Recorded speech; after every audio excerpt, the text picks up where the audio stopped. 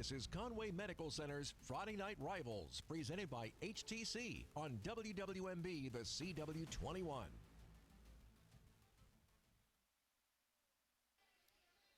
Welcome to Socastee High School in Myrtle Beach, South Carolina for tonight's Conway Medical Center Friday Night Rivals presented by HTC.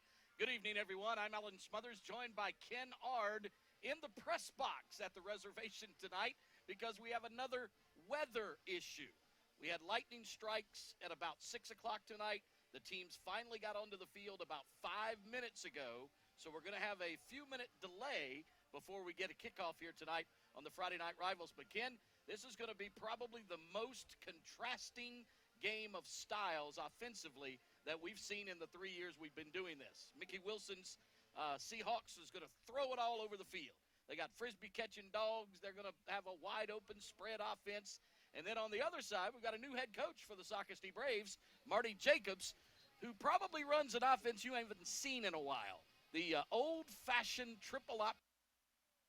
Since the days of J.C. Watts and Tommy Frazier at Oklahoma and Nebraska. The one thing you like about these sorts of games, they don't tend to take 4 hours to play, but it is a contrast of styles. I'm interested in Luke Doty. J.J. Jones, a wide receiver who was at Socastee last year, transferred to Myrtle Beach, gives him another weapon there. You and I were talking before the game, a commitment to South Carolina, a very athletic quarterback who in the early days of what we did last year, Thursday night version of Friday Night Lights, was just an athletic kid that caught your attention in a nanosecond, and now is a top 100 player in the country, one of the better quarterbacks in this part of the state. So, yeah, it'll be very interesting to watch the contrast of styles if we can get past this weather. Yeah. And we didn't have a game last week because of a major weather event. I live in Florence, drove over today, and the weather was real nasty between Florence and Aner. But here we are dodging raindrops and being careful about the lightning. Yeah, the lightning did strike several times up until around 6:45-ish. And then finally the 30-minute delays were ended, and the teams got onto the field right before we went on the airs, which is why we're going to have an extended pregame here tonight. But Ken and I think, can handle that. You talked about J.J. Jones. He, of course, went to Socastee last year, was one of their top wide receivers, may have been their top player on the team this year, but his parents moved to the Myrtle Beach district. He was ruled ineligible before the first game because of rumors of recruiting.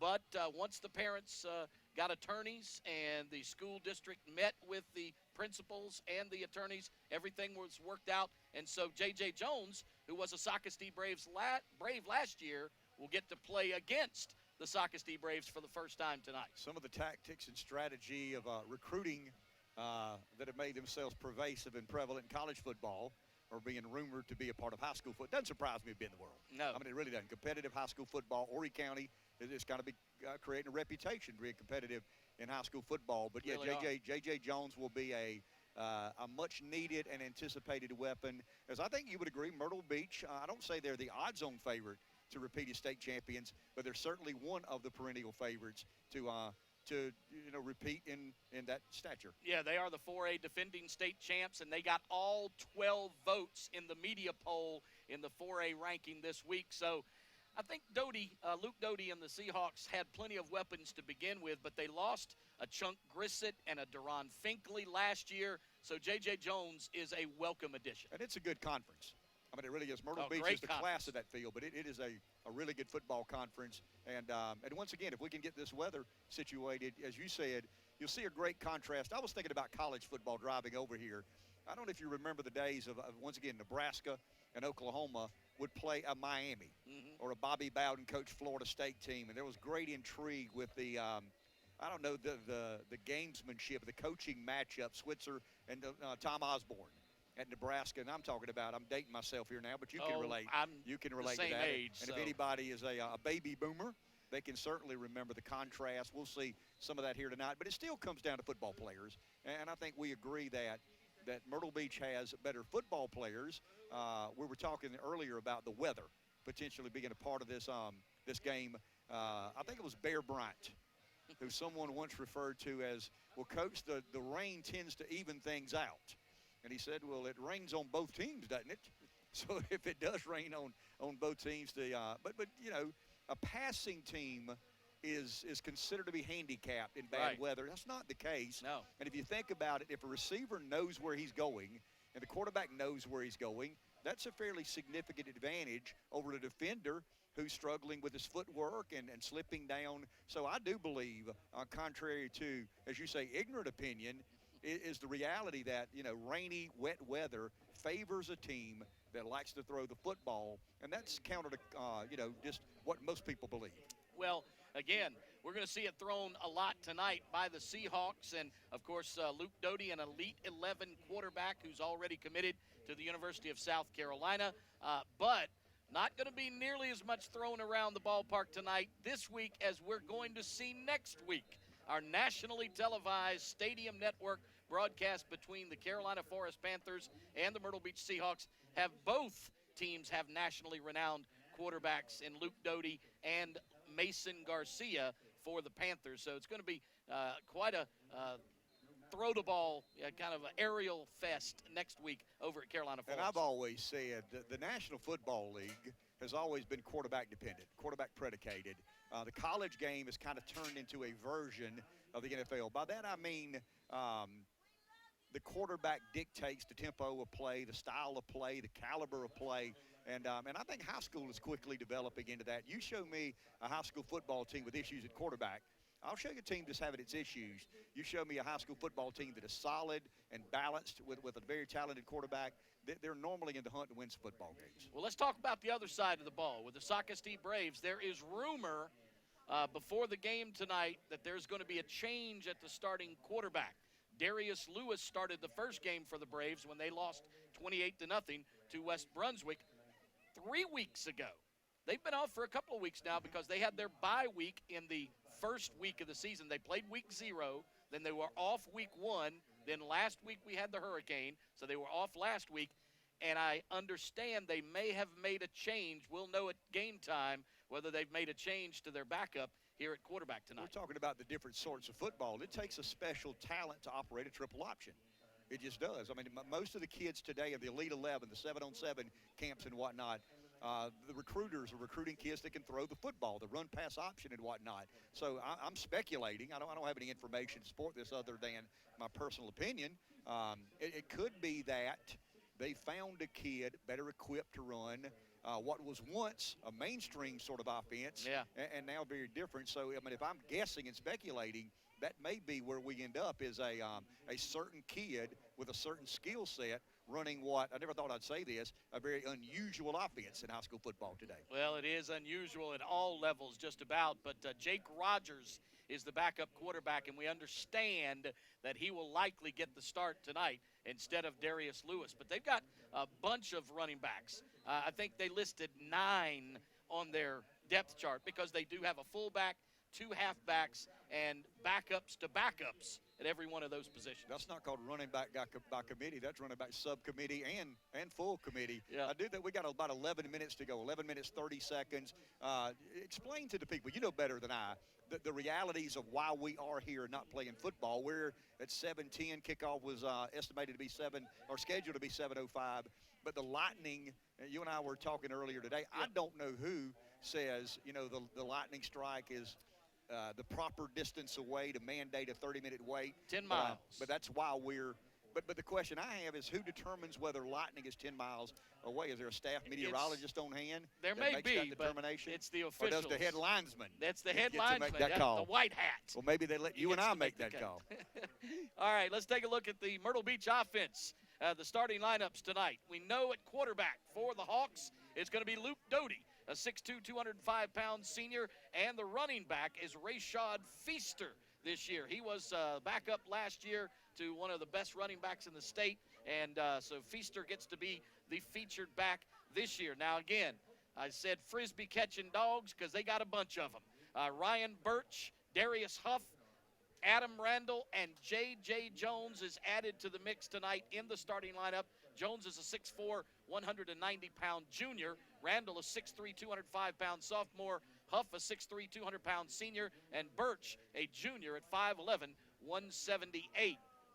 Across the front 5, it'll be Brandon Sedeska at left tackle, Matan Morovitz at left guard. The center is Ashton Hales, and the right side of that offensive line for Myrtle Beach is intact. Hales at center, William Bogus at right guard, and Jaheim Williams at right tackle. Now, they're not as big as the other side of the ball, but they've started for 3 years on that offensive line, and it's one that Mickey Wilson counts on a lot. It's interesting to me, the center is the biggest offensive lineman. Yeah. Normally the center is the smallest of the offensive line, but not the case here, as Ashton Hales, 6'3", 334 pounds. And he's a good one. He really is. He's a big one. Looking at the Seahawks defense, the rush end is Marquez Wilson. The right tackle is Quambil Spells. He's back as a starter this year. Tyrone Miles, also a starter at left tackle, and Caden Arnold is your drop-in. The strong side backer is Kenny Bird. The middle linebacker is Jyrone Parker. He moved over from the weak side, and Shedrick Pointer is the weak side linebacker. Xavion Knox and J.J. Dent are your safeties, and the corners are T.J. Austin and Marcus Lugo. But Shedrick Pointer is the guy who calls the defense, 6'1", 185, and he is a 4-year starter on that Seahawk defense. Played a lot of football, and a lot of seniors and juniors on the defensive line. 2 seniors, 2 juniors, and that'll be it's always an interesting matchup at the line of scrimmage. I don't care if a team's running a triple option and the other's running a spread.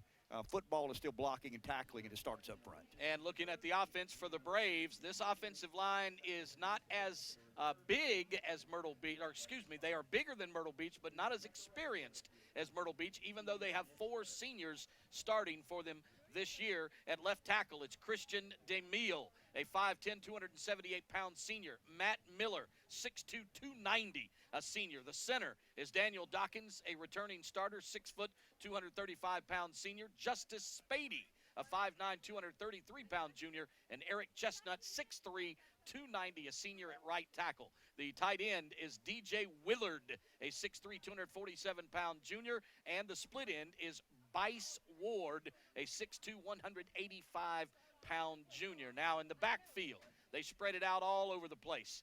Our expected starter is Jake Rogers, a 6'3", 165-pound sophomore, but it could also be Darius Lewis, a 6 foot, 175-pound senior. He's the one who started last year, or has started in the first game. Cade Bird is the fullback, a 5'10", 165-pound junior, and the halfbacks are Xavier Gore, 5'9", 140, a senior, and Walker Martin, 5'7", 150-pound senior. Socastee is 0-1 off a loss to West Brunswick 3 weeks ago, and the Seahawks are 1-0 off a win 2 weeks ago over Hanahan, 52-7. The Braves defense looks like this. DJ Willard at rush end. The right guard is Matt Glenn. The left guard is David Smolinski. He started for 3 years. Cameron Spain, also a starter, 6'6", 205 senior at drop in. The wing side linebacker is Isaiah Featherstone. The middle linebacker is Todd Leary, and the strong side backer is Jonathan Miller. The corners are Zach McLaughlin and Jake Rogers, and the safeties are Cade Bird and Xavier Gore. But we'll see a lot of David Alderman tonight. He does all the kicking for the Socastee Braves, and we're going to take time out right here. When we come back, we'll be just about ready for a kickoff of the Socastee Braves and the Myrtle Beach Seahawks on your CMC Friday Night Rivals, presented by HTC on WWMB CW21.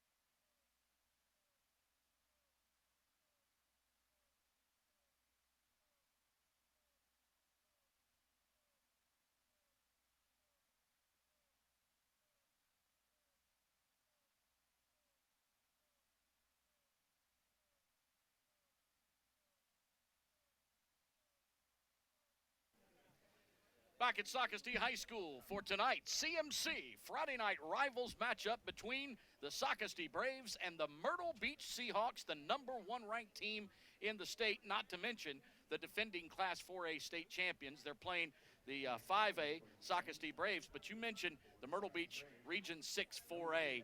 They have 5 teams that are ostensibly top 10 teams in the state.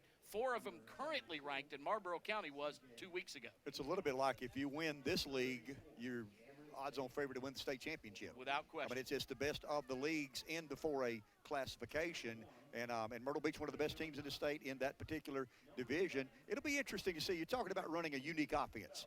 Well, there's a defense mechanism. I mean, you've got to understand that you know, you're defending something you don't see very much of. And when you practice against one another, obviously you're practicing 1s-on-1s, 2s-on-2s, and you see similar offenses that most other teams run. If I'm Myrtle Beach, that's probably the one concern I have. You come in, you believe you got better football players, you are defending state champion, but you're going to see something tonight you don't see a lot of. Exactly. And coaches are famous for being paranoid about everything. I got to believe Coach Wilson is real paranoid about this ground game that is very different than what they see Friday night after Friday night. Even though they could not practice because school was out all week last week because of the hurricane, he probably appreciated the extra preparation time for this flex bone he's going to see tonight. I would imagine. And, you know, we've had, I mean, you know, hurricanes do what hurricanes do, and the threat of a hurricane is the threat of a hurricane, and there's a legitimate debate to have about, you know, how many days to be gone, how quick can we get back, how quick to get out of here. The coast of South Carolina is a beautiful place to live. It's also somewhere that hurricanes pay visits to every now and then. So it's the nature of the beast. It's where we are. But I'm excited. We are kind of late in the year to have 2 teams with 1 game under their belt. Just 1 game. Yeah, we're in week 4 actually, and each of these teams have only played 1 game. Socastee a loss 3 weeks ago to West Brunswick, and Myrtle Beach a win, big win over Hanahan on the road 2 weeks ago. The Seahawks have yet to play a home game. So Myrtle Beach be happy to get back to Doug Shaw Memorial Stadium next week, or actually in 2 weeks, because next week they're going to be at Carolina Forest for our nationally televised game. Then we'll have them 2 weeks in a row at home against Conway and Hartsville. So we're going to see a lot of these Seahawks the next month. But I've got you some homework, because right. you're the high school aficionado. You're the high school football guru. You self-appointed yourself to that position, but, okay. but you know, okay, nobody else wanted it. Bad boy assumes that role. But I want to know who is responsible for monitoring the lightning. I think that's a fair question. If there's a lightning strike within 10 miles, that'll be some homework. And you know, who makes that decision? And I'm sure we think Ed Piotrowski is the best person to make that decision. I'm sure they have Ed Piotrowski on speed dial. Well, if they don't, they should. That's it. I'm sure they have Ed on speed dial, and he will make that decision. Okay. And if Ed said that's 10 miles, then that's good enough for me. That's good enough for everybody. Exactly right. So Ed has a lot more power than a lot of people expect. The Socastee Braves lost the opening toss, and Myrtle Beach, actually Socastee won the toss, and they elected to defer. So Myrtle Beach will receive the opening kickoff, and Luke Doty will get a chance to see him for the first time this year, and he's got a lot of receivers. He's got James Marquez, Jalen Sparkman, who was big last year, Tommy Riga, Bodie Eanes, Eddie Mack, Shamar Ransom. We'll be calling a bunch of people's names on that offensive side of the ball tonight. Trends are prevalent everywhere. When did we get to the point that nobody who wins the opening toss wants the football? Well, we did have that last week. But it was unusual. Unusual. The week before last. We didn't play That's right. last week, but 2 weeks ago. The week before we did. But it's become normal for the team to win the toss, defer the kick. Yeah, Nation Ford won the toss for the kickoff and decided to take the football, but Socastee will kick off. It's a short kick, and it's going to be returned by the Seahawks. I believe that's Jalen Sparkman. Sparkman, a 5'9", 160-pound senior, gets bottled up after only about a 5-yard return, so out to the 32-yard line, 1st and 10 for the Seahawks. Wearing the white jerseys tonight, the gray breeches with the gold and yellow trim. The green helmets tonight, which is a rarity. Last few years, they've worn the chrome domes, the silver helmets, but Socastee wearing the white helmets with the gray jerseys, black numbers. We're going to have a hard time seeing their numbers tonight, especially with the glare off of this window. Socastee in the black breeches, and Luke Doty out of the shotgun, fires near side, pass is caught. That's Ryan Birch. No, excuse me, that is Adam Randall. Randall makes the catch, and it's only a 2-yard pickup, so it's 2nd down and 8. You know, you don't judge a book by its cover. The first thing that visually pops to me is the apparent athleticism of the wideouts of Myrtle Beach. They look like receivers. They're big, strong, athletic, appearing kids. We'll find out in due time whether they are or not, but they look like the next level body type of receivers. Yeah, check that. It's 2nd down and 4, and the pass is out to the running back, Rashad Feaster, on the wheel route, and he picks up the 1st down for the Seahawks by about a yard. So it'll be 1st and 10 out across the 40 to the 43-yard line. Well, there's not a lot of high school teams, Alan, that have a 6'4" receiver on one side, a 6'3" receiver on the other side. Those are mismatches for most defensive backs in high school football. Got to stop in action here.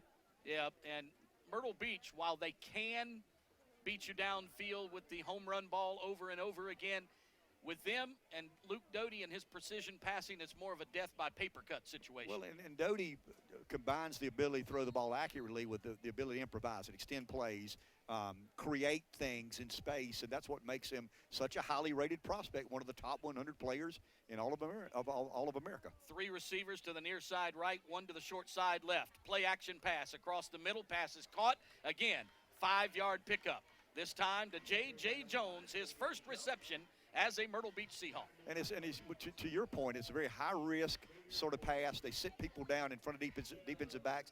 They appear to nibble at whatever the defense will give them. So this is not the kind of offense that incompletes a lot of passes. They complete a lot of passes, and they're similar to runs, to be honest with you, several of the passing patterns. Well, he's 4 for 4 right now.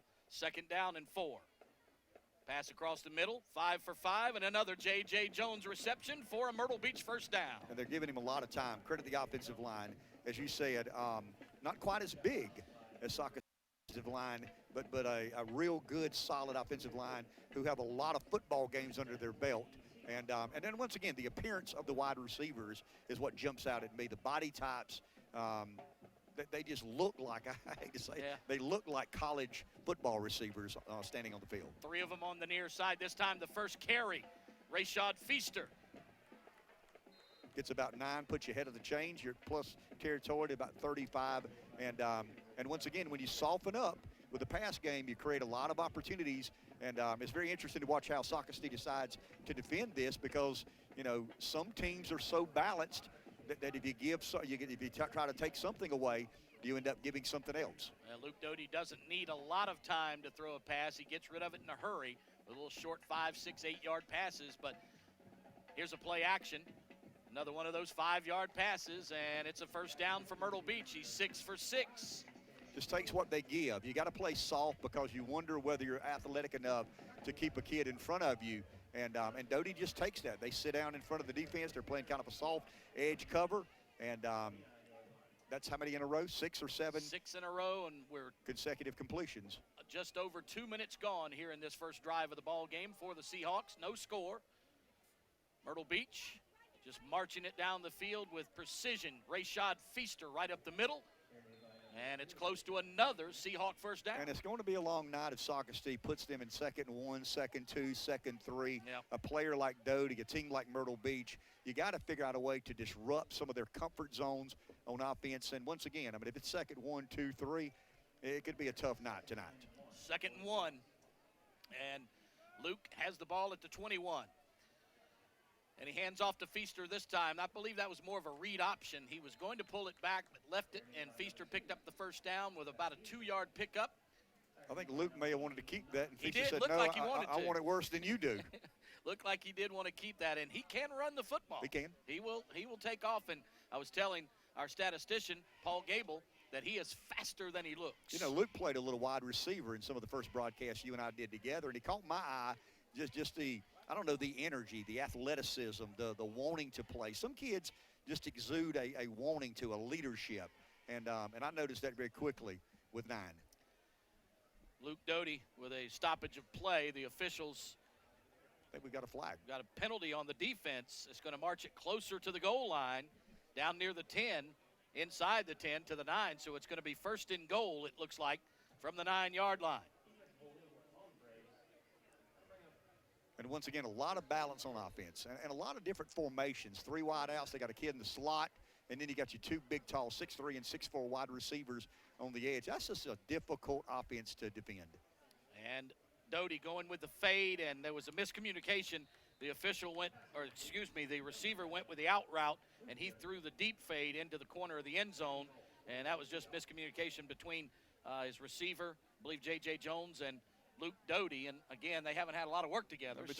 But you read your corner there, and the corner was inside, and the quarterback sees one thing, the receiver sees something else. First incompletion, but they hand off up the middle to Ben Harriet.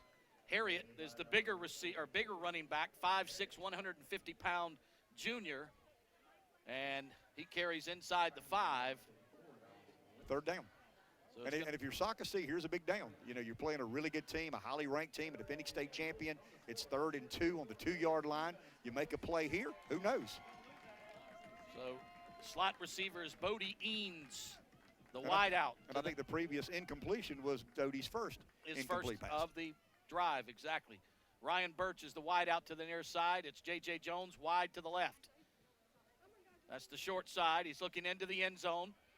Throws deep, maybe out of the end zone. Yeah, he does. He throws it all the way out of the end zone, so it's going to bring up 4th down and goal from the 2-yard line. What will Mickey Wilson do here? I think he's got to go here, but there was pressure coming off the edge. They brought him back, but I'll tell you, as far as we are up here, and a bit of a glaze on the window, it's hard to see the numbers on the jerseys of the Socastee players.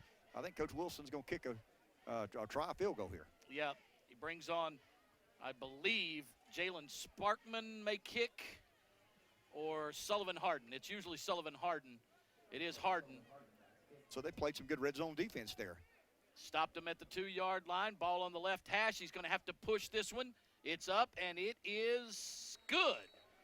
So a 15-yard field, or excuse me, an 18-yard field goal for Sullivan Harden puts Myrtle Beach on the board first. So they drive from their own 32. But if you're Socastee, that's not a bad series. You give up 3, you get the ball back. It looked like Doty had everything under control. A misread or a miscommunicating of a pattern on the far side, and then an incomplete pass over here. And on the second incomplete pass, there was some pretty good pressure coming off the edge. Once again, where they are now, we can see it perfectly fine. But when they get in a distance, it's hard to see the black number on the dark charcoal gray looking jersey. We won't be calling many of the defensive tackles from Socastee. That's just that's not good. Gray jerseys with black numbers, even though there is some gold outlining it. It's just hard to see from a distance when your eyesight is failing you, bad boy. Here's your Anderson Brothers kickoff for tonight, and it's the 2nd of this evening. And of course, out of the WPDE Weather Authority red zone, that was a 68-yard drive, resulted in a 15-yard field goal. Excuse me, I keep saying 15, 18-yard field goal. And it was a big kick. Kicked it out of the back of the end zone. Yes, indeed. Pretty much on the fly. So 12 play, 38-yard drive, 3 minutes and 47 seconds, resulted in a field goal. Thank you, Paul. And the Conway Medical Center, brand new Health Plaza South right here, just across the road from Socastee. And for those of you watching the game, you don't have it on the wrong channel. This is not ESPN Classic. This is not Nebraska versus Oklahoma of the 1970s. This is one of the coolest offenses you can watch if it's run correctly, and it can be difficult to defend. It's the double wing. They call it the flex bone, and the quarterback keeps it himself. That's Rogers, and he does get the start. Jake Rogers, we were told, a little birdie came and told us before the game that an insider. Yeah, it would be Rogers getting the start tonight instead of Darius Lewis. And Rogers faked the handoff and carries for 9. And it was really a quarterback dive. I mean, I know that sounds weird on 1st and 10 quarterback dive, but that is a variation of this particular offense. People think this is a very simple offense. This is one of the most complicated offenses imaginable. Puts a lot of pressure on offensive linemen because you have a lot of different unique responsibilities. Man in motion is Zach McLaughlin, and the quarterback gets thrown down this time after handing off to the sweeping wingback. And the quarterback has a series of reads to make. You read the backer, Yep. you read the tackle, you know, and you put the ball in the gut of the runner. You pull the ball out of the gut of the runner. You got a person in motion. You have a person not. It's just it's a lot of fun to watch. I go back to J.C. Watts. I mean, I just go back to J.C. Watts running the triple option at Oklahoma. It may be fun to watch, but it ain't a lot of fun to broadcast. I can promise you that, And because it's you don't not a know who lot- has the ball. And it's not a lot of fun to defend because it's difficult to defend. Wide out to the near side, man in motion this time, and he stops and dots the I. Up under center. Rogers hands off to the wing back right, and he may have gotten the first down. I think he did. Across the 30. Needed to get to the 30, and he got to the 31, I believe. So Socastee is going to move the chains. And they'll run this. They'll run the dive. They'll run the sprint. They'll run the quarterback draw. They'll run a lot of things, or the quarterback keeper. They'll run it. And the unpredictability of this offense is they're comfortable running the ball on 3rd and 8. Yes. They're comfortable. I mean, but you won't see many passes from the Braves you tonight. will not, and it's just something they believe in, and it's a philosophy. It's an attitude of a football team, and it's very interesting to watch. But you're not watching ESPN Classic. In motion this side, they pitch it on the jet sweep to the 35, the 40, and running out of bounds. Close to a first down is Preston Baker. And what this offense does is it keeps your defense off the field. It keeps the clock moving, and it's not the sort of offense, Alan, that will get you behind the chains. I mean, it's not, you get stuffed on a run. I was watching a second ago. It was 2nd and 8 or 2nd and 9. There was no consideration for throwing the football. I mean, it was obvious they were going to run the ball. And I think if you're Myrtle Beach, you got to take some chances on first down to try to force this team into being behind the chains, long down and distance situations. They have moved the ball up to the 49-yard line. They marked him out of bounds at the 41, and now they moved it up to the 49 and moved the chains again. So that was a 9-yard pickup. And the Socastee coaches are wondering what. Well, you still got a linesman over here at about the 41. At the 41-yard line. That's where he says he stepped out of bounds. And I think he's committed to the stop no matter what the rest of the crew thinks. And I think he's right. I think that's where he stepped out of bounds. Because there was no penalty. 41. There is no flag. There was no flag. They just moved the ball up to the 49-yard line. And the side judge or the linesman is still, as you said, he's committed to saying he stepped out of bounds at the 41, and they're going to move it back to the 41-yard line. And they're not asking his input, so he's going to give his input anyway. Yeah, well, and I'm glad he stuck to his guns. All right, we got timeout on the field with 6:10 to play, and we'll take one as well. It's a 3-0 ball game. The Socastee Braves trail the Myrtle Beach Seahawks from the reservation. Stay close.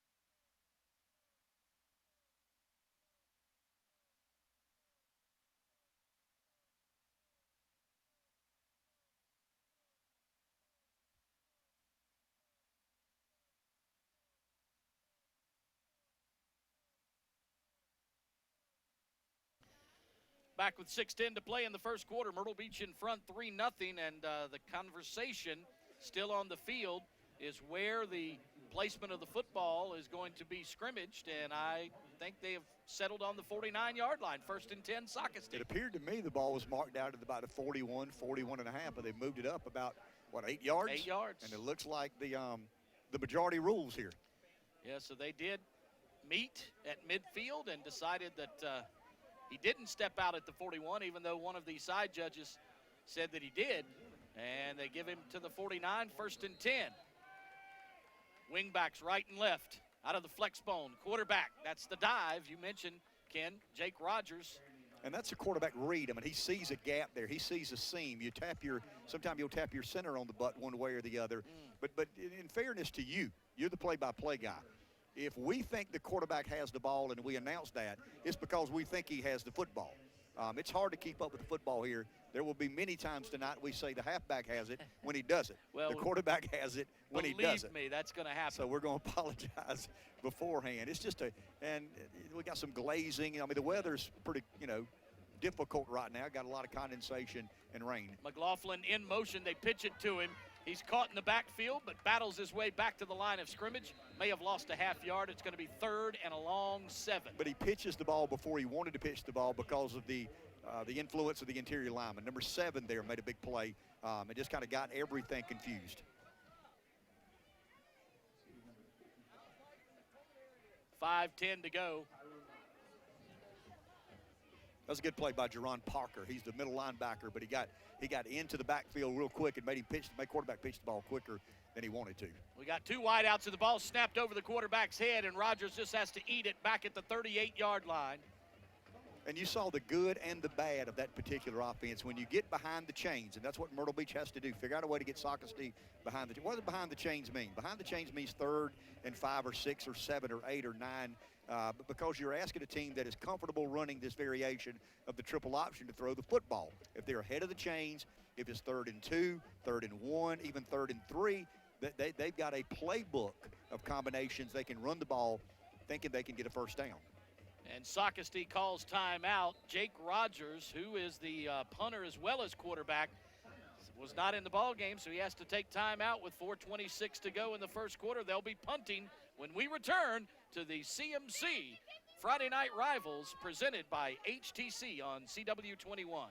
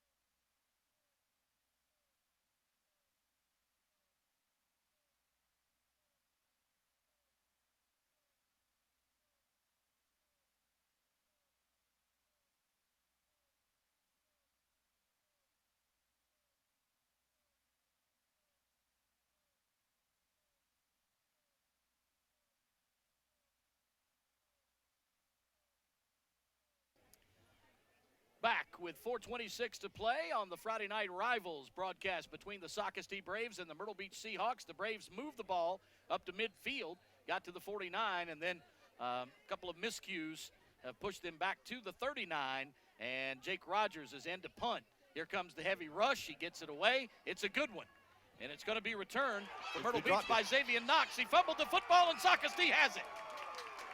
Xavier Knox tried to field it while the ball was in the air and just couldn't come up with it. What is the great equalizer in any version of football? High school, college, professional, win the turnover battle. You'll have a chance to compete in a game.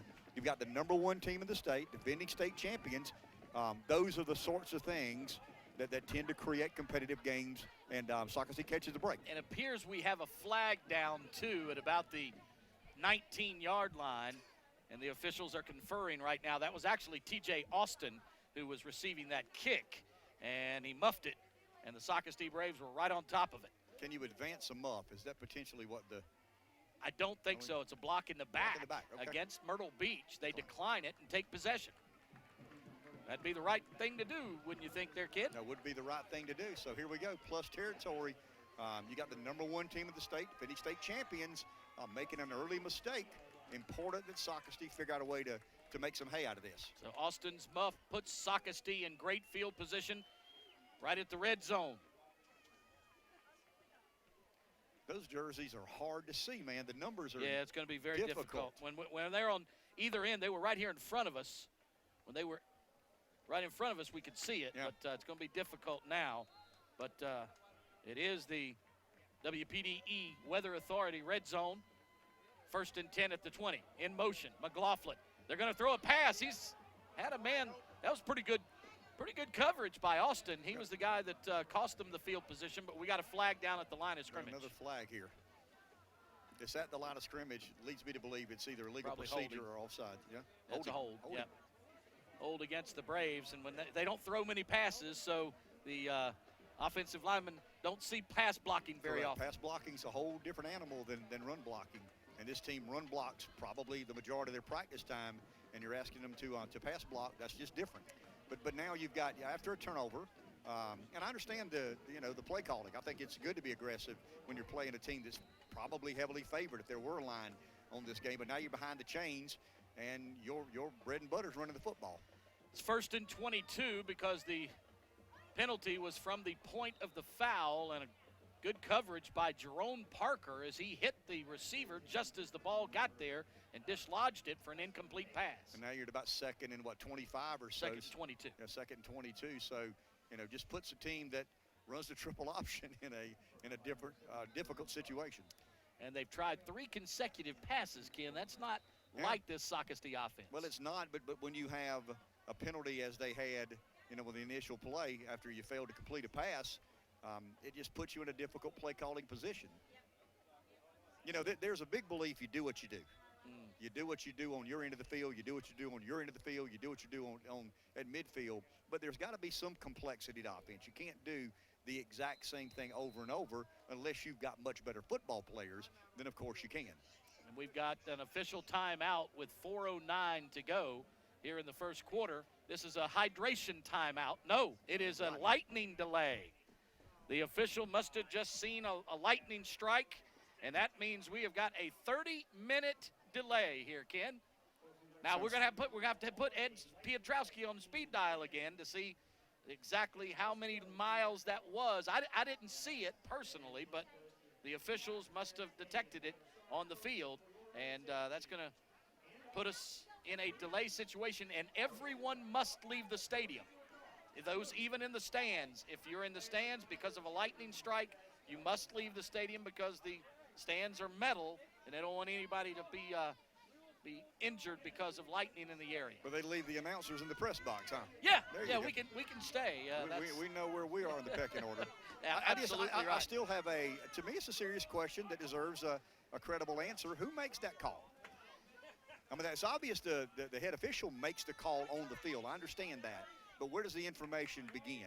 Where's the genesis of that decision making? I just think I don't know that it's ever been answered to me, but is there some meteorologist in contact, some weather expert in contact with the official? Because there's no way you could visually, with the naked eye, look at a strike of lightning and tell if it's 10 miles how far away. Yeah, but the officials stopped play and immediately told the teams to exit the field, and we have got, hey girl, how are you?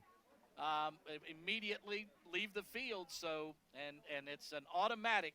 It's the rule is 30 minutes. And then a warm-up period of probably 10 minutes or 15 minutes or somewhere exactly thereabout. Right. And so we're 45 or 50 minutes at least away from seeing some more football. And not only that, if there's another lightning strike seen within 10 miles, it resets. So it's another 30 minutes after that. So it's a crapshoot right now. We have no idea what how long we're going to be. So but we've been told the director is in charge. He tells us to roll on, so we continue. But I can tell you that all of our sponsors here tonight, thank you for the Horry County Solid Waste Authority starting lineup. The Air Force is sponsor of our halftime show.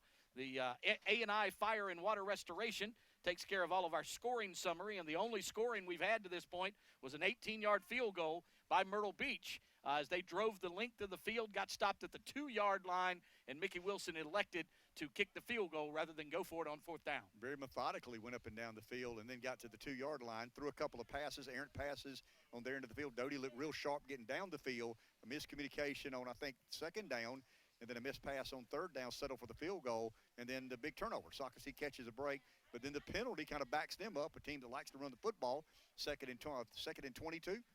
It's pretty hard to run the football there. Well, that's where Socastee will have the football when we resume play. It'll be 2nd and 22 at the 32-yard line. And Lucky Dog Television Productions handles all of our stat sponsoring. And George Sink is the sponsor of the play of the game. So we will tell you about that in the post game. But thank you to Conway Medical Center and to HTC for the sponsor of tonight's broadcast. And I want to say thank you to our Lucky Dog Television Productions crew. Our WPDE engineer is Ben Brotherton. The Lucky Dog Television Productions engineer is Tim Thompson. Our production supervisor is Scott Lineberger. Our producer in the truck is Delaney Mize. The camera people up top doing a great job as always, and Valerie Knapp was our in-booth camera person when we started the game, so she's pulling double duty tonight. That's Valerie Knapp, Wynn Singleton, and Jim Lewis. Our field camera is Jay Burgess. Our technical director is Andrew Mize. Replay coordinator, Brandon Goodman. The graphics operator is Natalie Adams. Timeout coordinator, that's our red hat on the field, Helena Clark. Our statistician is Paul Gable. And, of course, our production assistant is William Bone. Our director and leader is Donald Smith. And, of course, you're Ken Ard. I'm Alan Smothers, and thank you for being with us tonight. We're stuck in a high school press box in a lightning delay. Yeah. Imagine that. And I want to thank our PA announcer, too, for opening the window because it has cooled off considerably. Well, they took a window out. They didn't open the window. They took it out.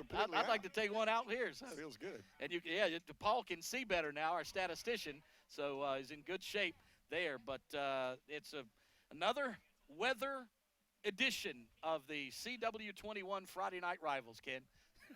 We're at the mercy of the weather. Mercy of Mother Nature, and it's a 3-0 ball game right now as Socastee trails the visitors from across town, the Myrtle Beach Seahawks, here at the reservation, 3-0 on the CMC Friday Night Rivals presented by HTC on CW21. Stay close.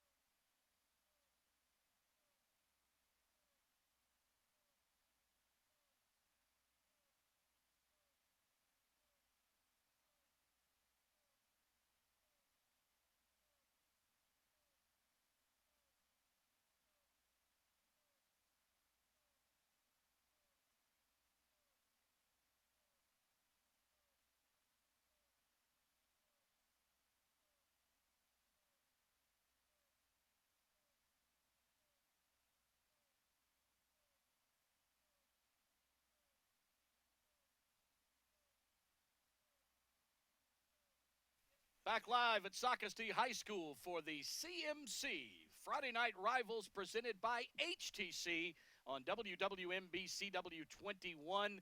And Kennard, another weather delay.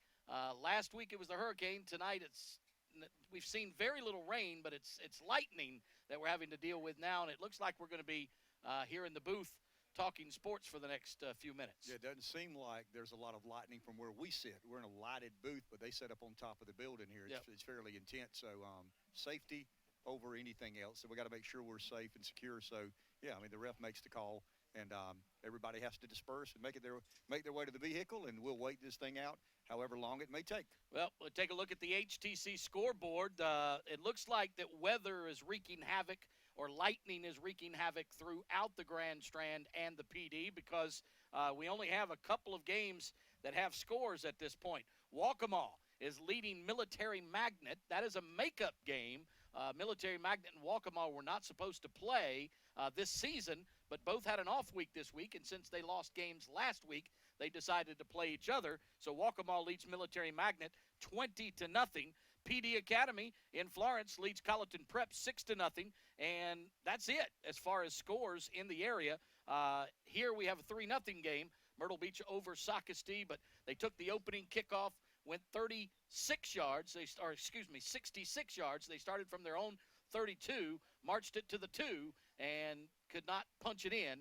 And so they kicked a field goal with just over 6 minutes of the first quarter, and that's where we stand. Looked like a finely tuned machine to begin with. They hit about 7 or 8 passes in a row, ran the ball fairly effectively, had a miscommunication on second down in the red zone inside the 10, inside the Socastee 10, and then incomplete pass on third down, settled for the field goal, and then Socastee gets the turnover.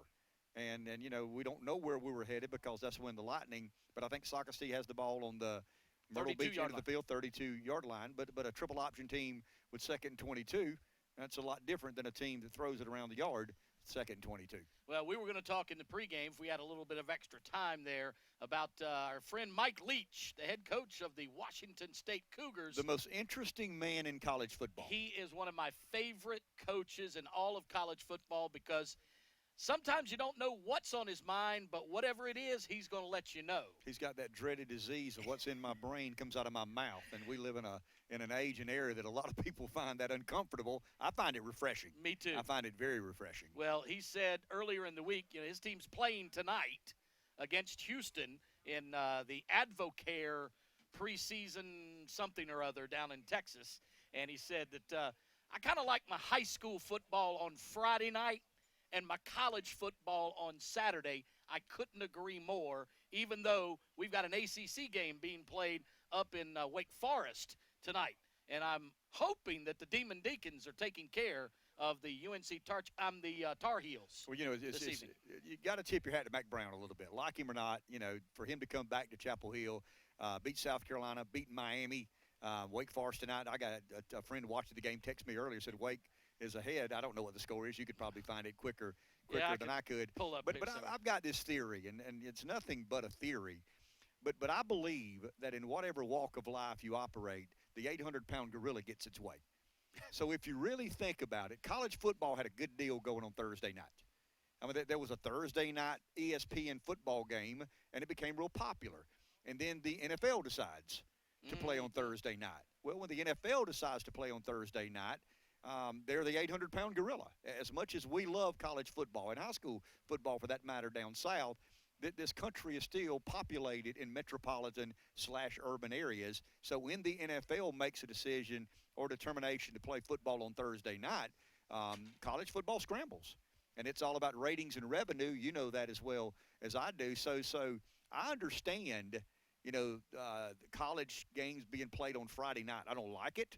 I wish it weren't the case. I wish there was a moratorium, you know, on high school football, college games being played. Coaches, though, could take that bull by the horns and say, we're not playing as a collective group.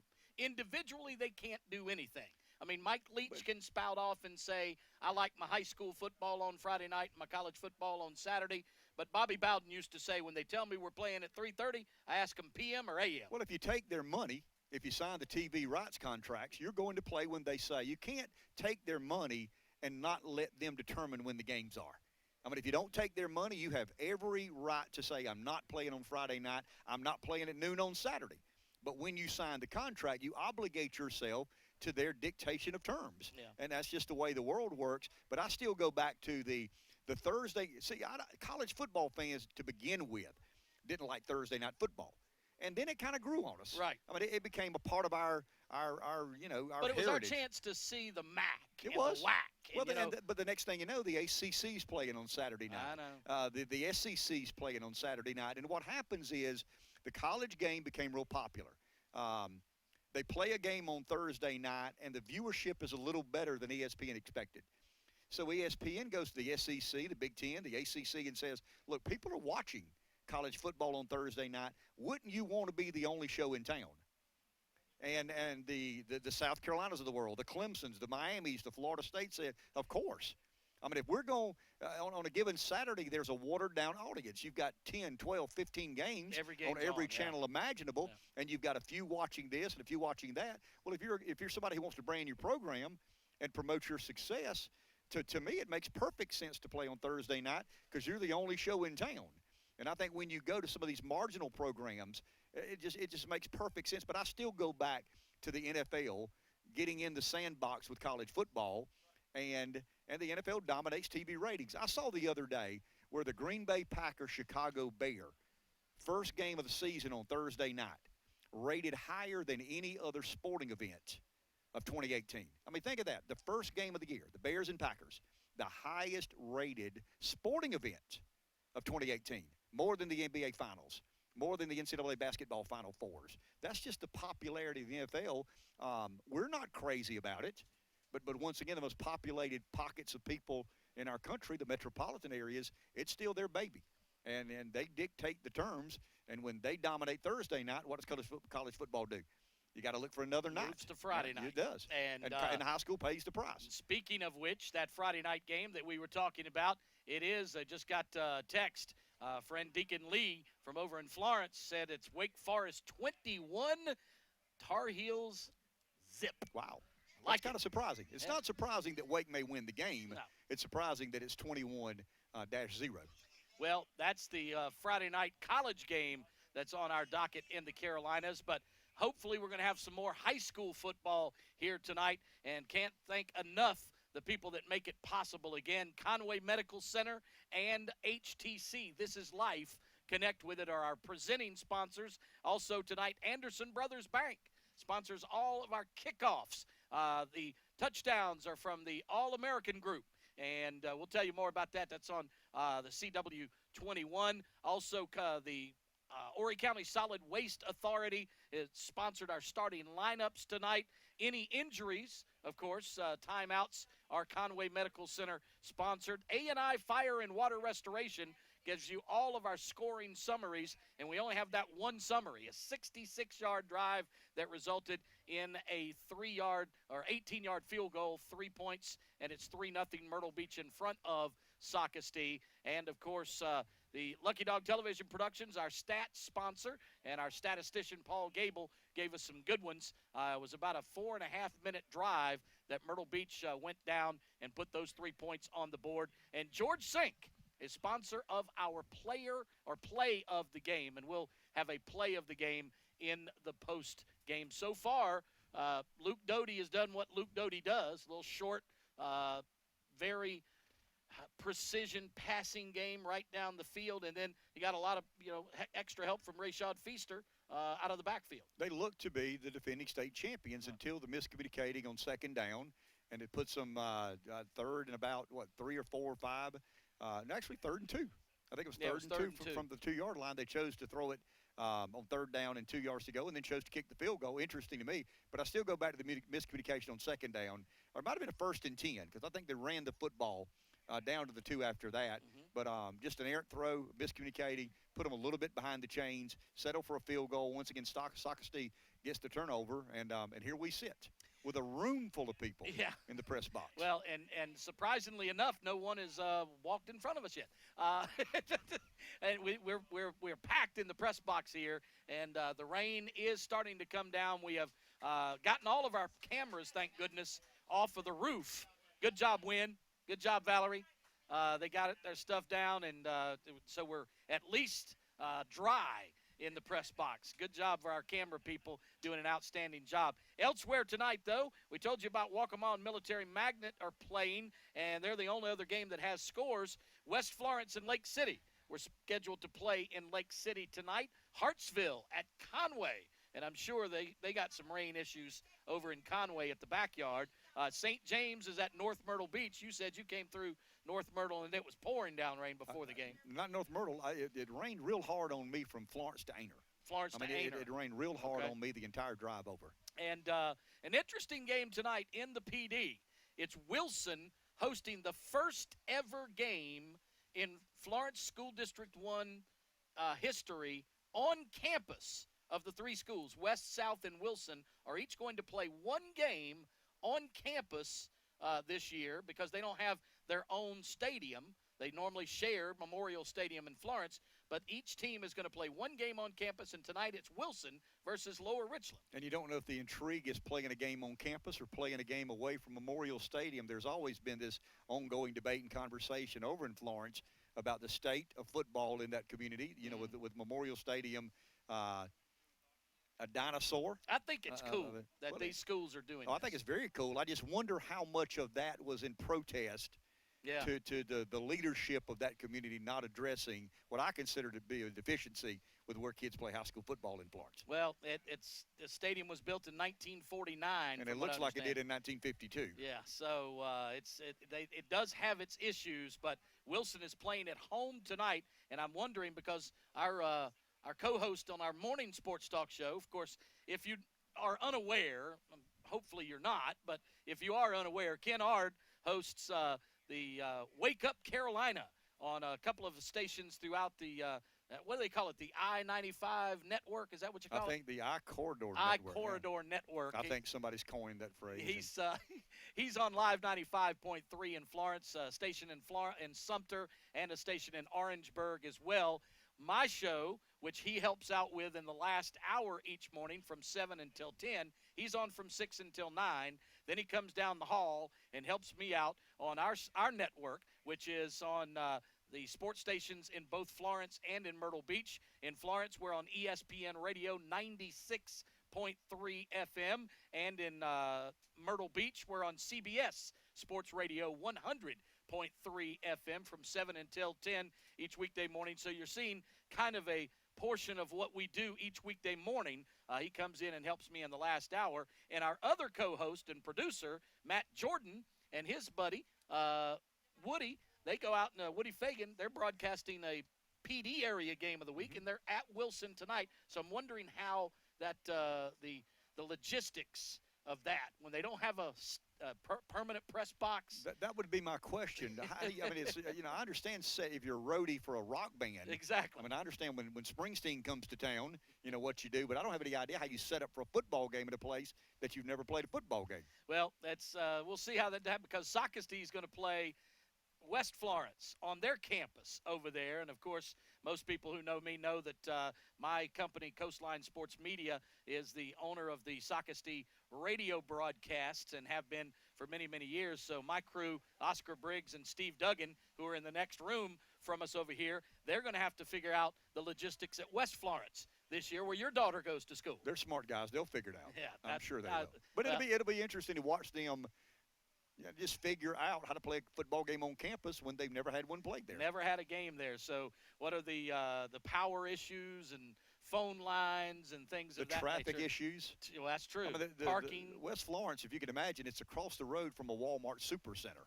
So, you know, you've got the crowd trying to make their way to a football game on Friday night and another crowd trying to make their way to Walmart on a Friday night. Could get real interesting. Interesting is indeed. I went to Walmart and a football game broke out. Carolina Forest is playing at home for the first time tonight against Hoggard, North Carolina, out of Wilmington. And other games throughout the PD, Lakewood is at Sumter. Crestwood is at Manning. McBee taking on the Fighting Kennards of Hannah Pamplico. The original Red Raiders. There you go. Texas Tech are just the phony Red Raiders.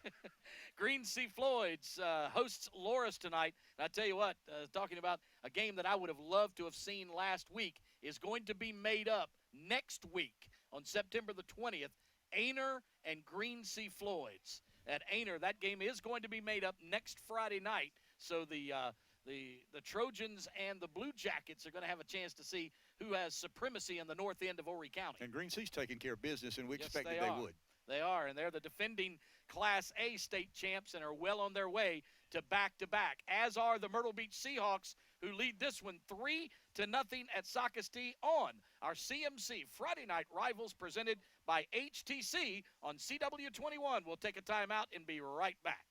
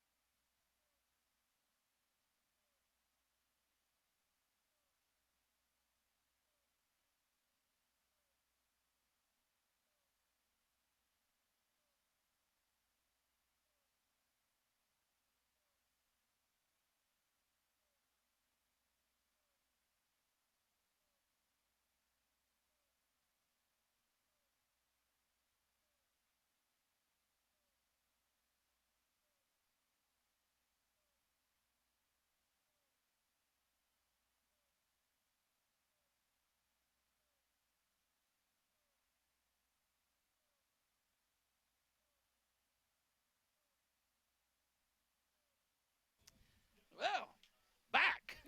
Live television. Surprising. That's it. Guys TV. guys that are normally on the radio are on television. So there's a visual here that we're not accustomed to. That's exactly right. And we're in charge on the radio. Can you say gut on television? Because I'm tired of holding my gut in. So yeah, on the radio, well, you have to hold your gut in. On television, yeah, you got to. it's right. On radio, you don't have to hold the gut in. That's right. But listen, you're Mr. Health. Oh, yeah. I know Oh, you. yeah. So, Oh, yeah. But no, we're in charge on the radio. On TV, we're not in charge. They just say, go. And they did. That's right. That's what they did. So welcome back to Socastee High School. You're supposed to be watching high school football. And we wish you were. We wish you were. Absolutely right. We're here at the reservation on the campus at Socastee High School as the Socastee Braves and the Myrtle Beach Seahawks are supposedly playing their intra-city rivalry, but because of the lightning and now some pretty steady rain, we are in a delay. And don't know how that, there just was another flash of lightning, so that means at least another 30 minutes before we get started, and then they'll have to give them about 15 or 20 minutes before they get ready to play again. They'll have to re-warm up and do whatnot, so we're still at least about 50 minutes away from game time. So you ready to fill another hour? Whatever you say. Whatever we got to do, You're the captain. I'm the co-pilot, so let's go. Listen, I do this every day. I do have an interesting opinion. I'd love to. I mean, you're the high school football guru. I'm more in tune. Keep that up. Well, I mean, I'm more in tune with college football. But we were talking earlier about the unfairness of the college game being played on Friday night. Life's unfair, so just get used to it. I mean, that's the way fair's the where world you works. pin a blue ribbon on a pig. Bingo, and crap runs downhill, and you're at the bottom of the hill. So just welcome to the real world. But I tried to explain that I just don't think anything's going to happen. I mean, I think high school football, get used to it. They're going to play college on Friday nights, and I think the reason they're going to play on Friday night is the NFL started playing on Thursday night. Right. And they dictate the terms. But I will tell you something that I think is around the corner. Okay. And I think the Power 5 conferences, I think the SEC will probably drive this. They tend to be the most rambunctious of the Power 5 conferences. When it comes to football, they are the king. Well, I mean, it just means more. You can dispute that or not, but I mean, right. There's a burning desire to win football games in that league that I think is unmatched anywhere in America. I think Clemson is absolutely unrivaled in their burning desire to win. But I do believe that there will be a day that the 12 noon kick in September is challenged. There was an SEC venue this past weekend where 44 or 45 people had to have medical attention. One person died.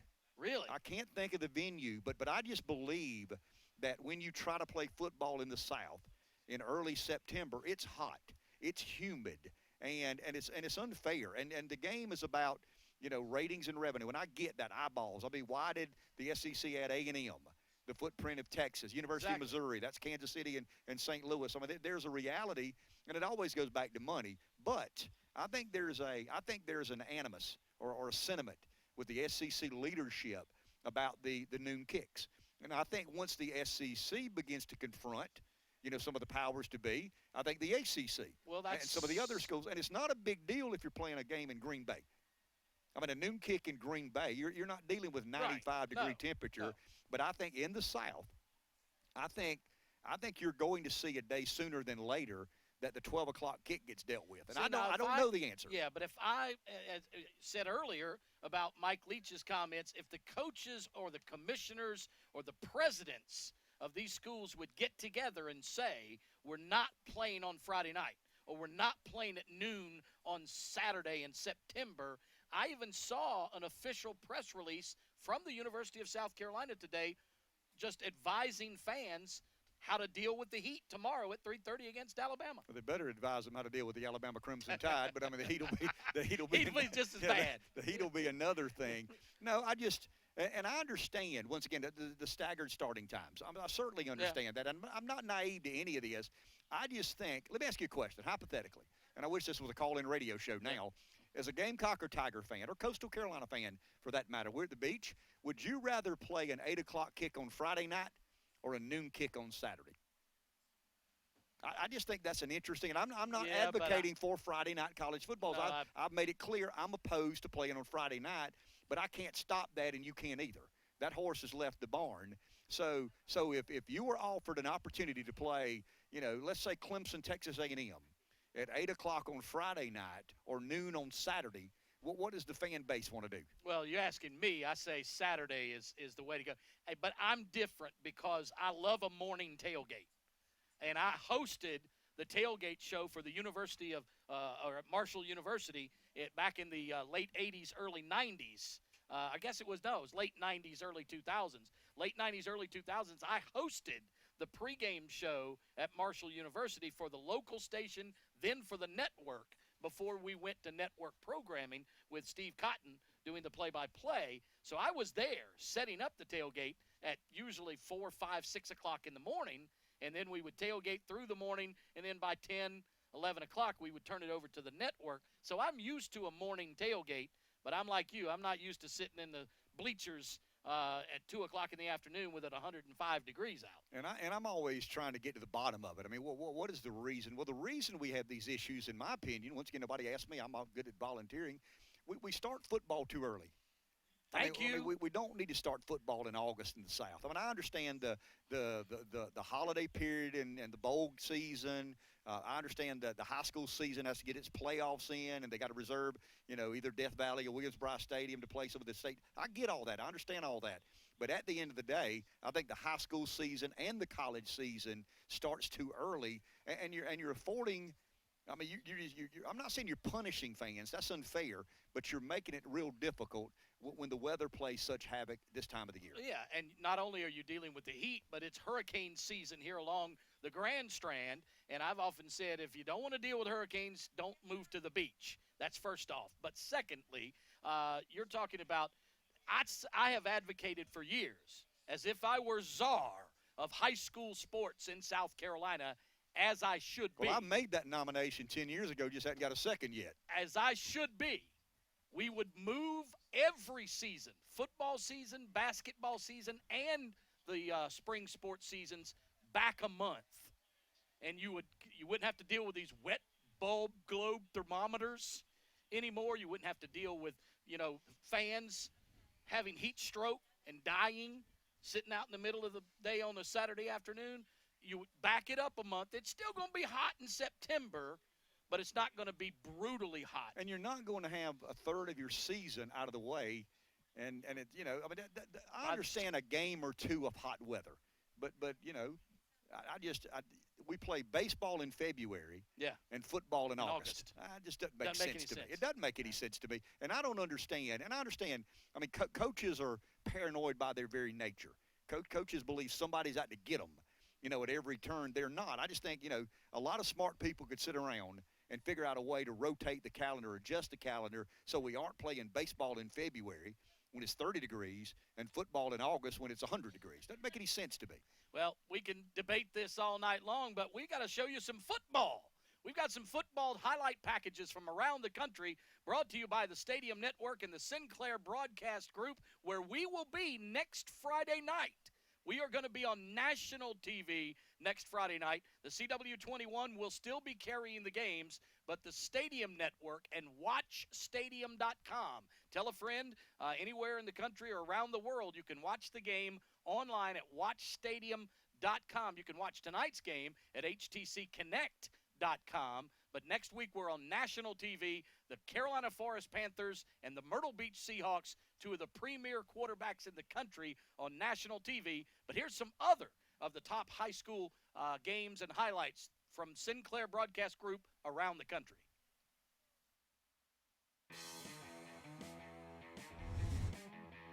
Try again to punt the ball with 37 ticks left to go. Magwood standing at his 40. No, he's going to throw it. Told you. There you go, a little trickery.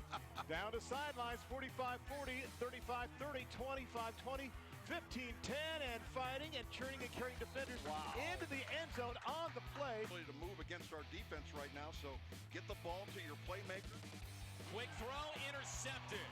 Upper St. Clair, Mateo Sapolio. One man to beat, and he is gone. Pick six for Upper St. Clair. Quarterback for Russ Jones in the first year of Syracuse football. Hamlin wants a punch. He's got it. And Burt right in front of Grandma scores again. Cunningham bobbles the snap but corrals it. Now lets it fly deep. Up and making that catch is Simmons. Slade Simmons with an excellent grab in coverage. For the Crusaders. Fox will come back over the middle. Little hit and lateral. And it's going to be Sigma. Will take it in for 6. Oh my goodness. Now break down.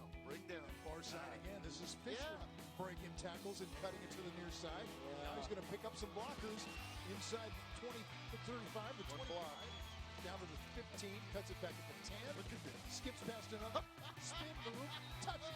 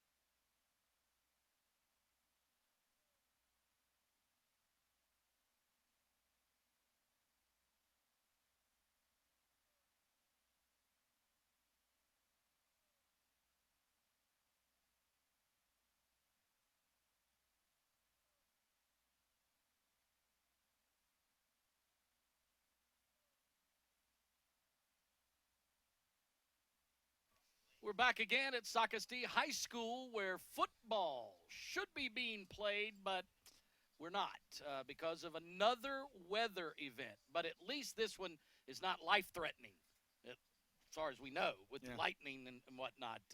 Last week we were off because of Hurricane Dorian that came through. Fortunately, not a lot of damage along the Grand Strand or in your neck of the woods. Not a lot at all. In the PD. But last year wasn't so much the hurricane as the flooding. And then the year before that, we had a hurricane that wiped out a couple of games. But last year, we lost a whole month. We did. So at least this year, hopefully, we won't have many more hurricanes. Can we put in a request to Ed Piotrowski to talk to somebody to let's, get all the weather out of the way before Friday night? I mean, we love you, Ed, but he needs to be the one telling them whether to go or not. We don't know where we sit in the 30-minute delay, by the way. I still go back to the fundamental question I ask, and I think it's a fair question. When lightning does strike, who makes that call? I mean, I would trust Ed Piotrowski to tell me whether or not lightning was 10 miles away. I don't trust a high school referee with a white hat. And I trust him to tell me if they're offsides or not, but I don't trust him to tell me, okay, that strike of lightning looked like it was 9.6 miles away, so we're going to stop. But that other one looked like it was 11.8 miles, so we're good to go. No, I mean, I'm not a rocket scientist, but light travels 186,000 miles per second, so you got to be careful there. Well, I was going to say, but you and I are two of the biggest cynics. Sure we are. And we question everything. And that's why we get along. I would advise others to do the same. Exactly. Question authority. That is the first thing you learn in journalism school. I don't think we have that as much anymore, although unless the authority's named Trump. You don't get you don't get a good job questioning authority. You better be careful here now. Oh, that's right. We're still talking sports. Well, anytime you utter the word, there's George Carlin had the list of words you can't say on TV. Well, Trump will be included Trump in could be added to that Trump soon. will be added to that because everybody reacts. I mean, I'm formerly in politics, so everybody. There are a few people who polarize in such a positive and negative way simultaneously. And when you say Trump, I mean, you look in the room, everybody's like, oh, yeah, everybody looked around. Somebody wants to hug you and somebody wants to hit you, all at the same time. Welcome to, President Trump's world. Speaking of your former life as heavy on the former politician, how often do you get recognized as being the former lieutenant governor these days? As little as possible. As little as possible. I think Andre still thinks he's the lieutenant governor. I'll tell you, that's a good way to say. Andre lives that. I called Andre about a year after I got elected. I said, Andre, I did win an election, didn't I? Because he's still giving out business cards and one. Andre's a good friend of mine. But, I think he believes that was an election for life, and you get to hold on to the office forever. But not much. I mean, I just kind of do my thing and mind my own business. Well, and his morning political talk show, pretty popular throughout that I-Corridor network. Thank Trump for that. Oh, yeah. Yeah, you take a 3-hour morning show and do about 3 hours worth of prep. Trump gets elected. Love him or hate him, I don't care. And the prep time goes to about 20 minutes. Yep. And you can't prep at 10 o'clock the night before because there's no telling what he'll tweet at 2 o'clock in the morning. And he's just a unique political animal. This isn't a political show, but he's a topical subject no matter. And he does have a history with sports. Yeah, he owned USFL team. Well, I mean, if you think about it, the greatest college football player I've ever seen in my life, second to none, is Herschel Walker, period. I mean, we could debate Bo Jackson and Deshaun Watson and Reggie White and Deion Sanders. Herschel Walker was clearly, to me, the best college football player I'd ever seen. Where did Herschel play his first his first professional football game? The New Jersey Generals. Who was the owner? Donald J. Trump. So Trump's always been kind of a sports fan. Although he is to blame for the demise of the league. Now, but he's good at blaming everybody else. There's the master salesman. Yeah, Trump was probably as responsible. He won the lawsuit. He won the lawsuit against the NFL. But he was probably as responsible as anybody for the USFL going away. But he was more successful at blaming everybody but him. I mean, he'll convince you in 5 minutes it was everybody else but me. They weren't as aggressive as they should have been in dealing with the National Football League. And now he's president. Yeah, now he's president. But, hey, again, Kennard, each weekday morning from 6 until 9 a.m. on the I-Corridor Network in Florence. Orangeburg, and Sumter. His Florence station, if you're tuned in the PD, is Live 95.3. I host the daily Press Box Sports Talk program in the morning. Ken comes and helps me during the last hour on 7 to 10 a.m. on CBS Sports Radio 100.3, The Team here along the Grand Strand. And in the PD, we're on ESPN Radio 96.3 FM. And we have a worldwide web address as well that you can listen to the show anywhere. It's thepressboxradio.com. That's thepressboxradio.com. But we've been doing this, what was Thursday Night Lights the past couple of years, now Friday Night Rivals for Sinclair Broadcast Group for the past 3 seasons. Enjoy that. But I've done high school football play-by-play along the Grand Strand since 1989. I moved here in 1986. And every year since 1989, except for the 2 years that I moved to West Virginia, I've done play-by-play of high school football. You know, and I think Sinclair Broadcasting, WPDE, the family, the ABC network, they deserve a lot of credit. Absolutely. And I mean that sincerely. I was raised to believe all the good football was played in the upstate. I mean, you've heard that as long as you've been around here. As long as I've been here. You know, the good football, yeah, they do okay for the coast. They do okay for here. They do okay for there. But the best football in this state is played in the upstate. And I think you've had an enormous population explosion. I think Horry County is second to none in regards of taking football seriously, committing to facilities. We've been to a lot of these stadiums around here. And I still go back to some of the conversations you and I have about the coastal effect. And I'm not talking about the beach. I'm talking about coastal Carolina. You know, we talk about Gamecocks and Tigers, and we're still a state dominated by Gamecocks and Tigers. I mean, they had a 100-and-some-odd-year head start on Coastal. But I'm a big believer, and we're down here now, and I think about this a lot. Where does Coastal figure in the mix? And I think Coastal, and you've heard me say this 100 times, I think Coastal is the next East Carolina or the next Central Florida. I think the two-headed monster that has dominated college athletics in this state for a long time is going to be a 2.5-headed monster here before long. And I'm not predicting that Coastal will compete on equal footing with the Gamecocks or Tigers. I just think they're going to be a force to be dealt with, as East Carolina is. East Carolina's been NC State several times in a lot of different athletics. And I just think Coastal is legitimately partially responsible for the athletic improvements of this area. And they took a gigantic leap with that last week in defeating a Power 5 conference team for the first time. Jamie Chadwell's squad will be hosting Norfolk State at 2 o'clock tomorrow afternoon. And so they're going to be right up against the Gamecocks for a little while tomorrow. But you can watch the game on ESPN3. You have HTC cable, ESPN3. Now that is not a subscription service. That is online. But if you're an HTC subscriber, you can get ESPN3 for free, by the way. And that's at 2 o'clock tomorrow. And then at 3:30, the South Carolina Gamecocks take on the Alabama Crimson Tide. That is an CBS broadcast in the middle of the afternoon. And then at 7:30 tomorrow night, the Clemson Tigers taking on the Syracuse Orange, and that is an ABC broadcast. So we're going to be able to see all 3 of our FBS programs in the state. But I think you make an excellent point that Coastal Carolina is well on its way now. I mean, they took baby steps under David Bennett to become a Division I team. Then they joined the Sun Belt Conference, and now this is the next step in beating a Power 5 team, even though it's Kansas. It's Les Miles coach Kansas. Les Miles coach team, and bouncing back off a loss from the week before against an Eastern Michigan team I thought they should have beaten. And if you go back, you talked about Alabama and South Carolina. I'm sitting here brainstorming. I think I said this morning. In the last 5 head-to-head matchups between Alabama and South Carolina, the Gamecocks are 3-2. I mean, just think about that for a second. He's a Gamecock. In the last 5 games between South Carolina and Alabama, the Gamecocks have won the majority of the games. Well, I mean, if you're reasonable, there's only one conclusion to draw, and that is over the long run, historically the Gamecocks are a better program than the Crimson Tide. Fair enough? I mean, I think you would agree to that. Well, there's lies and statistics. But, yeah, historically. But did I misspeak?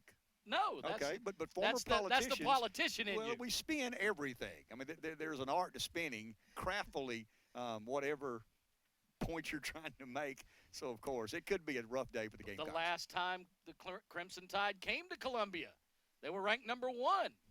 This year they're ranked number 2. Yeah.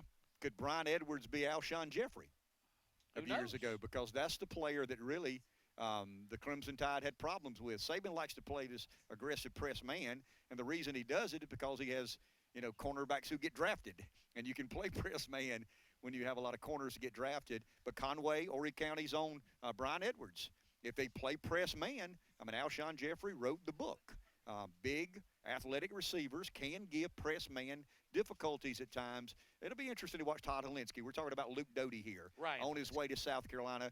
The kid he'll compete with is Ryan Helinski, who looked good last week against obviously a much inferior team in Charleston Southern, a real inferior team in Charleston Southern. But he'll do some growing up tomorrow. But when I see Doty play, I think about the Doty-Helinski competition for quarterback at South Carolina. Because I'll tell you, bad boy, there was always a mindset of coaches that believed the QB had to redshirt. And in most cases, it was probably in his best interest to redshirt. But these QBs are playing 7-on-7. They're going to Elite 11 camps. They're so much more ready to play now as true freshmen as they were back in the Stone Age when I played a little bit. A quarterback starting as a true freshman was almost unheard of. Right. It just didn't happen. There was too much to grasp. Yeah, a true the freshman speed of the win game. the national championship. Correct. And probably the #1 pick in next year's National Football League draft. But what I'm saying is, I don't know that the kids are better. They're just far better prepared when they take that next step because they're playing so much more competitive football. Yeah, and the coaching is so much more college-like at the high school level. Now, what you see Mickey Wilson doing here, what we'll see Mark Morris doing next week at Carolina Forest, they're throwing the football all over the field, being more spread-oriented and having lots of receivers, lots of athletic guys. And but Luke Doty, now you've got, your buddy, Will Muschamp, got back-to-back Elite 11 quarterbacks, and Ryan Helinski and Luke Doty. We just hope the results are, the university just hopes the results pay off. Well, I'm a Gamecock. I don't make any bones about it. I said it last week. He knows. Being a politician, you got to be careful. As a former politician, you don't have to be careful. You don't have to be careful anymore. But I took my marching orders from Rudy Giuliani on that, and I've shared this with you. When Rudy was mayor of New York City, he made no bones about it. He was a Yankee fan. He wanted the Mets fans to vote for him. He wanted the Jets and the Giants fans, but he grew up a Yankee fan, and he wasn't apologizing for it. And I just think the more honest you are with the people that listen and watch, the more respect they have for you. So, yes, I'm a Gamecock. I'm also a realist, and I understand how good Clemson is. As much as I may not like it, tip your hat to Dabo Swinney and what they've done there. But when you talk about quarterback competition next year, it's interesting to know that we're seeing the guy that may be the one to push Helinski into being a better quarterback. No question. We got to take time out right here. We'll be back in just a couple of minutes. We may have a decision on the game tonight or later. We'll find out when we return right here to the reservation on the campus at Socastee High School, where Myrtle Beach leads the Socastee Braves 3-0 on the CMC Friday Night Rivals presented by HTC on CW21.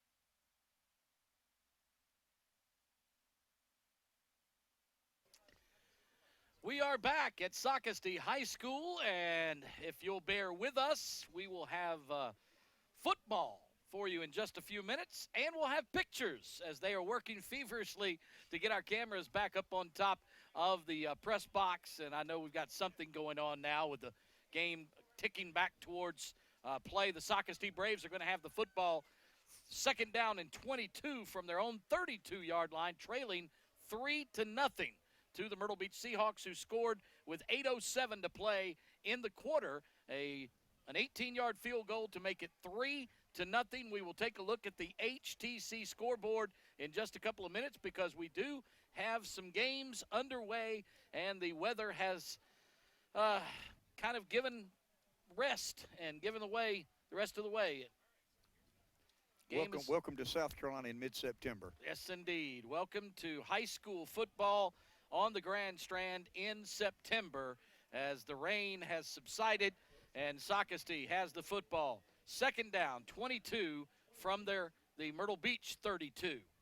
HTC scoreboard real quick. Green Sea Floyd's is leading Loris in the second quarter 7-6. Carvers Bay shutting out Hemingway in the second quarter 12-0. It is Hartsville leading Conway 3-0, and West Florence over Lake City 28-21. And we are back to action as the Braves have the football in Myrtle Beach territory and are going to throw a pass again. Knees were down. He made the catch. So he called the ball, but his knees were down. You're right. Yep, he cannot advance with both knees down. So it's about a 6-yard pickup inside the 30. And that's 3 consecutive passes from a team that runs the triple option. Well, it'll be interesting to watch teams adjust to the conditions. I mean, it rained a good bit, had a lightning delay. And normally what happens is one team comes back ready to play, the other's a little bit lethargic. Only about a 3-yard pickup on that reception, and now it's going to be a quarterback draw. Jake Rogers is pulled down after a gain of maybe 2 more, down to the 27.5, 28-yard line. And you hate to punt it from your 28, and I understand if you don't, but fourth and about 17. How equipped is the Socastee offense to pick up a 4th and 17 or 18? Little confusion as to the way they should be lined up. We got trip receivers to the right side, a single setback out of the shotgun. Jake Rogers takes the snap, play action pass to an open man, but threw it behind him. The receiver was open, Zahir Goodman, and it might have been short of a first down, but he could have picked it up on the run had he made the reception. And that's wet football. Wet conditions, a team that doesn't throw the football much. I guess he's normally the backup quarterback. Yes, he is. On our depth chart. We caught wind a little bit earlier before the game. As you said, an insider came up and told us what he thought was going to be. But that's a blown opportunity. They had the ball deep in Myrtle Beach territory to begin with. After a big turnover, you're an underdog. You got to make something happen there. Yeah, T.J. Austin had muffed a punt and gave Socastee the ball at the 20-yard line, and it's going to be intercepted. Socastee on the very next play, after turning the ball over on downs, gets it back on an interception by Xavier Gore. And there's the weather factor. I mean, the ball's in his hands. It's a good throw. It's a good catch. He lets the ball get away from him, and that's just a wet football. And there's batted up into the air. An alert Socastee Brave defender there, picks up the punt, so that's 2 possessions. They actually muffed the punt, so it wasn't a possession, but this possession ends in a turnover, and that is the great equalizer. People say weather is the equalizer. Some agree, some don't. It rains on both teams, but turnovers can really keep underdogs in football games. 5'9" senior Xavier Gore gets the football back for the Braves, and they're at the 45-yard line. 1st and 10. Here's a counter tray to the right halfback. Good run. And he pulls the pile across the 50-yard line to the Myrtle Beach 49. And if you're Socastee, not only are you effectively running the football, you're moving the chains if you get some consecutive first downs. It's not that you've got to score every time you touch the ball. You just need to keep the hands out of the Myrtle Beach explosive offense. We talked about Doty a second ago, competing for the starting job at South Carolina next year. He doesn't do much when he's on the sideline. Gore comes back in the ballgame, lines up as one of the halfbacks this time. Under center, quarterback dive, and the football divided the field. They actually said his knee went down at the 50-yard line. We had a very late penalty. There's a late hit on somebody. Did they get the first one or the second one? That's normally the question. Shedrick Pointer was tangled up with somebody on the Socastee team with the wet jerseys now that are gray with black numbers will never be able to tell who's who. It's impossible. We're not going to be able to call names. But it is going to be against Shedrick Pointer. Move the chains. Unsportsmanlike conduct, personal foul. You're a basketball guy, and we we laugh about the football bozos and the basketball guys. The late Johnny Most, voice of the Boston Celtics. The Celtics played before the NBA was an international game. They were trying to introduce basketball around the globe, and the Celtics were ambassadors for basketball. They go to like Spain and play a game. Johnny Most tried to pronounce the Spanish players for about a quarter. He finally ended up saying number 24 throws it to number 31. 31 throws it to 14. We may have to do some of that. There's another first down. Yes, indeed. That was a counter again. And momentum is important. Bozard. Momentum is important in games like this. When one team comes out to shoot, ready to play, the other may not. Luke Bozard on the counter picks up the first down from the fullback spot. They brought in Logan Ward, I believe, on that last play, or Lake Jones, excuse me, and split him out wide to the right. I believe he's out there again. And Xavier Gore is the halfback to the near side. He's in motion to the right, and he takes off, cuts inside one of the defenders, picks up about 2-3 more, and he's inside the red zone. It looks to me the misdirection works a little better for Socastee. Given the look of going one way, flipping the field, coming back the other way, you create over pursuit, you create bad angles. Early on, it just looks to me like Myrtle Beach is able to cover the edge on a design run that way, but the misdirection, when they try to get you chasing one way and turn it around on you, looks like that's where Socastee's making some hay. WPDE Weather Authority red zone at the 18-yard line, second down and a long 8. Xavier Gore, along with Walker Martin in motion, but it's a quarterback dive, and right into the teeth of that defensive front, Quamil Spells and Tyrone Miles make the stop. Sets up third and long. Once again, triple option team behind the chains. This is a difficult down. I don't know much about the Socastee kicking game. You may, but that has a lot to do with what plays called here. Yeah, David Alderman, I don't know with a wet field if this is in his range, but he can certainly kick it about 35 yards, which is what the field goal would be from here. And I think that dictates play calling. I think it really has a lot to do with what play is called here. Third down and 9, and I think a timeout, an official timeout. Got a chin strap, I think, or some helmet malfunction. Yeah, it's an equipment issue with Myrtle Beach. Now they have it fixed. So that was and I don't Kenny think Bird. They don't have to run this play this quarter if they choose to not. And the coaches are telling them to kind of slow down a bit, slow down. They're saying don't run a play, and they did anyway. And they give it off to the left halfback. I believe that's Walker Martin. But they were telling him not to run a play. They were, but it actually worked pretty fair. And I think you're in a fourth and 3 and 3, 3.5 yards. Inside the 15-yard line, and we take time out at the end of 1. It's a 3-0 lead, right where we delayed for about 35 minutes a moment ago. 3-0. Myrtle Beach leads the Socastee Braves as we head to the second 12 minutes on the CMC Friday Night Rivals on CW21.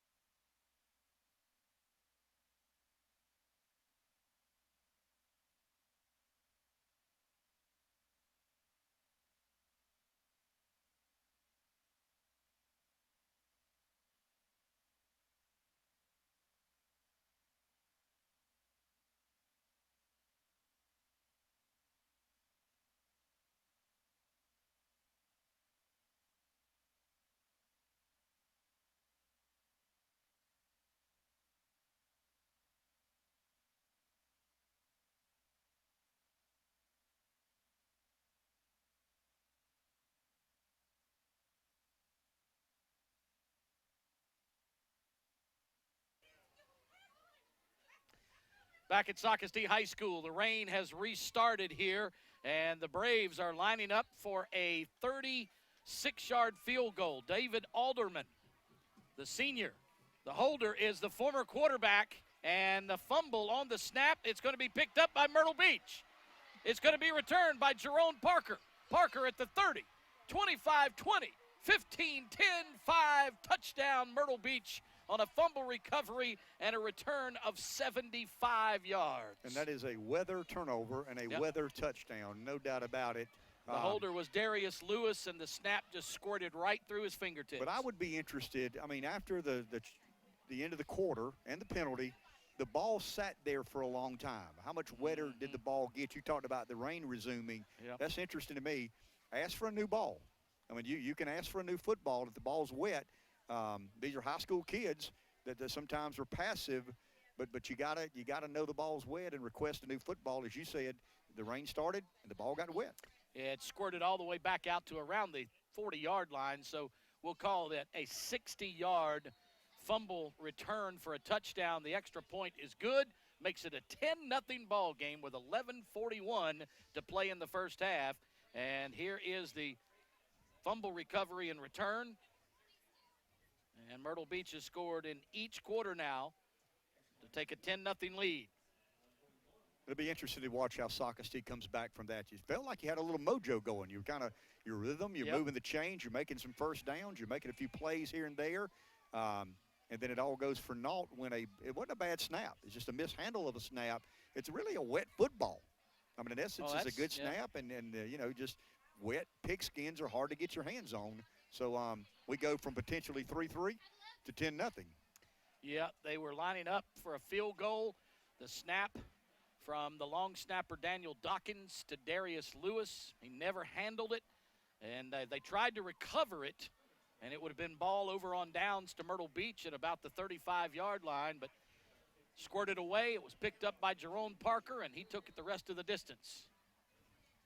Extra point by Sullivan Harden was good, and we've got a 10-0 ball game now with Myrtle Beach and the Anderson Brothers bank kickoff all the way through the end zone. So it'll be brought out to the 20 for the Braves, 1st and 10. Good kick. No need to panic here if you're Socastee. You moved the ball. Agree. You had some first downs. You looked like you belonged on the field with the #1 ranked team of the state, defending state champion. No need to panic here. It's a 2-score game, but you went from potentially 3-3, as I said, to a 10-0 football game, and you need a little offensive momentum here. We'll check on the HTC scoreboard for you. Other games in the area, Aner and East Clarendon still are in the first quarter. I don't think we've got a game Is that Clarendon started there. or Clarendon? Come on now. Okay. Don't get me started. We're co-workers tonight. All right. Got a false start, left end, or the left tackle got an early start to put it behind the chains again. And once again, triple option is a lot of fun to watch. It's not a lot of fun to play when it's 1st and 15, 2nd and 17. You know, it's not the offense that is suited to catch up in the downs. You see our buddy Robbie Bennett coming off with the wet football. He has been a manager here since I coached here, and he was a student, Ken, about 31 years ago. And he has not missed a game. He's in the Hall of Fame. Good for him. He's in the Athletic Hall of Fame here. That's one of those real good stories about high school football. He's the best. Unsung heroes. Absolutely. So they call him Robbie G. And Robbie G, a Hall of Famer here at Socastee. Any kin to Kenny G? Or? Okay. Don't think so. But they bring in, again. See, I'm dating myself again. Yeah, with you Kenny are, G. yeah. Lake Jones. And the Braves are splitting 2 receivers out to the near side and 2 to the far. Single setback. Spread offense. And they send the running back out on a wheel route and throw an underneath pass on the left boundary, and it's incomplete. It's hard enough for a team that runs a triple option to throw. You combine that with a good defense and bad weather. It becomes almost impossible. I mean, it's really challenging for a team that just doesn't throw the football much to encounter these sorts of conditions. Jake Rogers in his first start, too. Yeah. So, because it's been Darius Lewis to this point. Trip receivers near side, one to the right. They blitz, and the quarterback goes on a draw, and he's going to pick up the first down for the Braves. Sure did. That's a big conversion. How about that? Socastee needed that. Great call. He looks off the linebacker. That's to try and clear the safety, to get the safety to check back. And a little bit of a trap block up front. But when the quarterback takes and looks in kind of a hitch, it clears the backer and clears the safety and creates an angle. And what it really does, it doesn't give him a free running angle, but it creates a one-on-one matchup, and you got to make that one guy miss. On 3rd and 15, it's Jake Rogers right up the gut for 17 and a first down out to the 32. Out of the shotgun. He hands off to the fullback, Cade Baird, and fighting for some extra yards. I think his helmet got taken off. Bird had his helmet ripped off. There is no way. If my life depended upon it, I couldn't tell you what number is getting the football, what number. I cannot see a single number on those jerseys. That was Luke Bozard, actually, instead of Cade Bird. Can you see the numbers? I can't. I'm just trying. I'm looking at my spotter board, hoping that I'm guessing correct. And on the right side, 2 receivers to the wide side right, 1 to the short side left.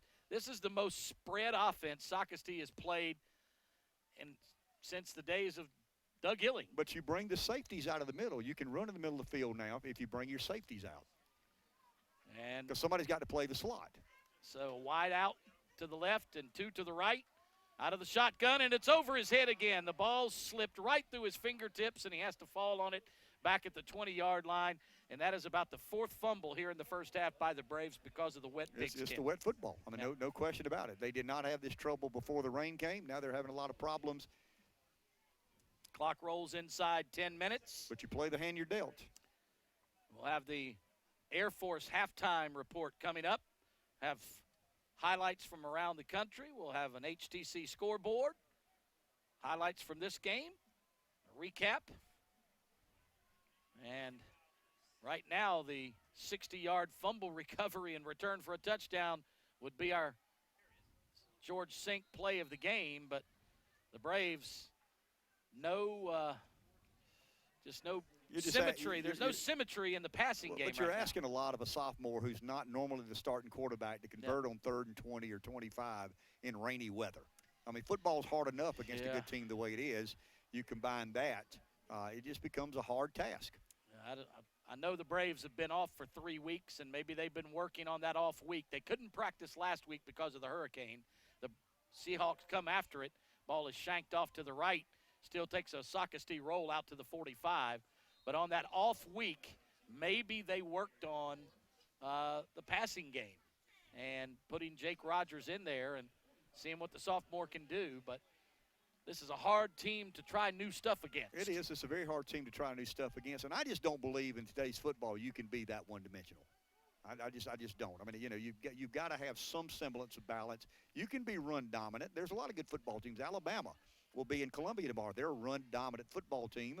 Well, maybe not as much. I mean, if Saban, he's kind of adjusted, you know, over the past several years. I just think you've got to have some ability to throw the football, and I do think it's unfair, you know, the quarterback of the Braves. I think Jake Rogers, because you're in a running offense, and you try to throw the ball in wet weather. We've got a lot of confusion as to who's going to play quarterback for the Seahawks. I think Luke Doty came out, and they told him to go back for an equipment issue, so they brought Ryan Berger in, and they told him to go back. Now it's Ryan Birch at quarterback.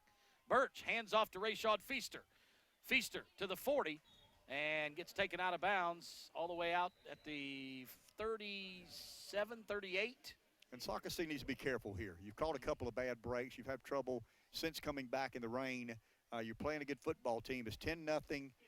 The one missed, or, you know, the bad, not the bad snap, the errant play, I guess would be the best way to say it. You get down 10-0. Now you've got a good football team, good offense on your end of the field. Got to be careful here. Don't know what the officials are discussing right now, but there's 3 of them on the near sideline, and it looks like there's going to be a penalty against Myrtle Beach. We'll wait and see what the white hat indicates. And the guy that's marking off the penalty can't seem to know how many yards he's marking off. It's a hold against the Seahawks, so that's going to cost them their 8-yard pickup and then about 4 more. So I think we got a timeout. Timeout on the field. So 9:18 to go in the first half. It's Myrtle Beach with the football and a 10-0 lead on the CMC Friday Night Lights presented by HTC.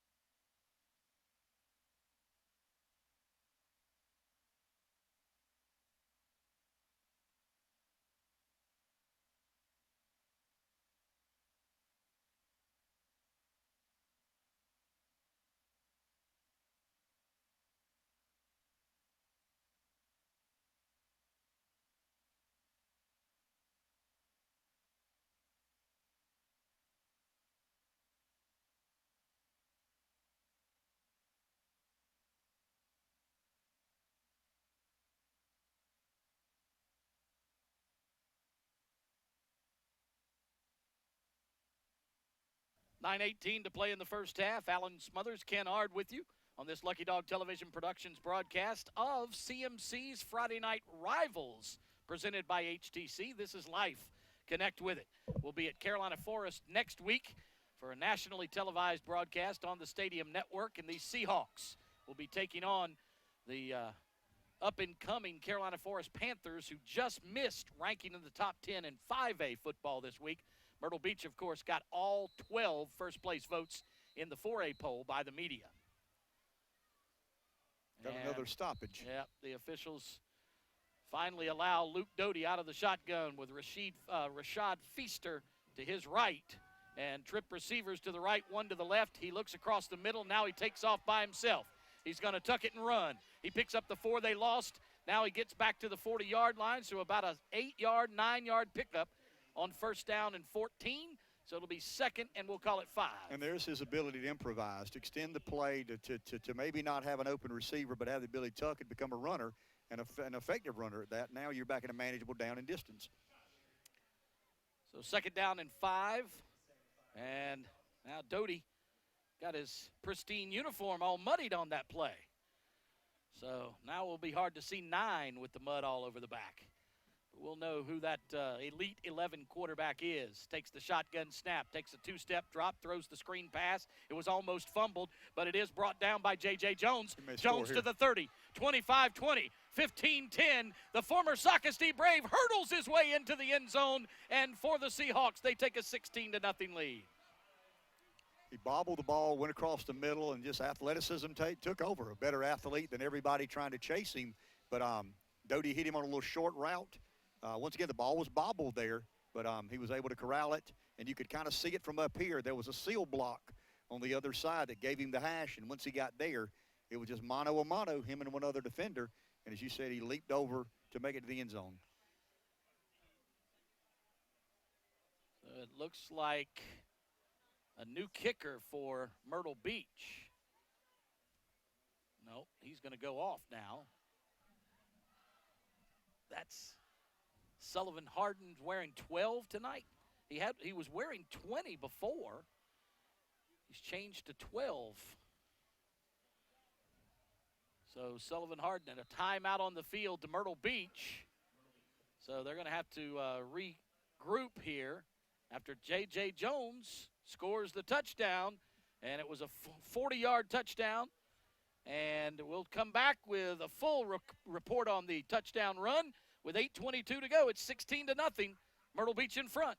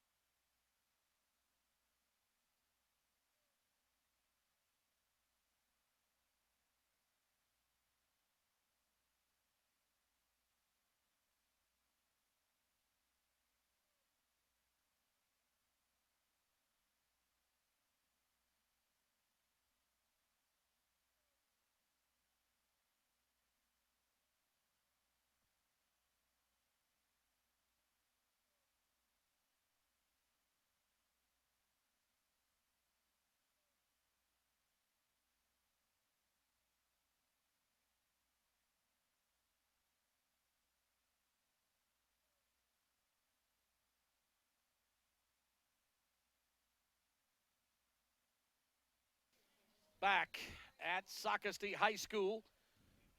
16-0 as Myrtle Beach is going to go for two here. Luke Doty takes the shotgun snap, throws the fade into the left corner of the end zone. The pass is dropped.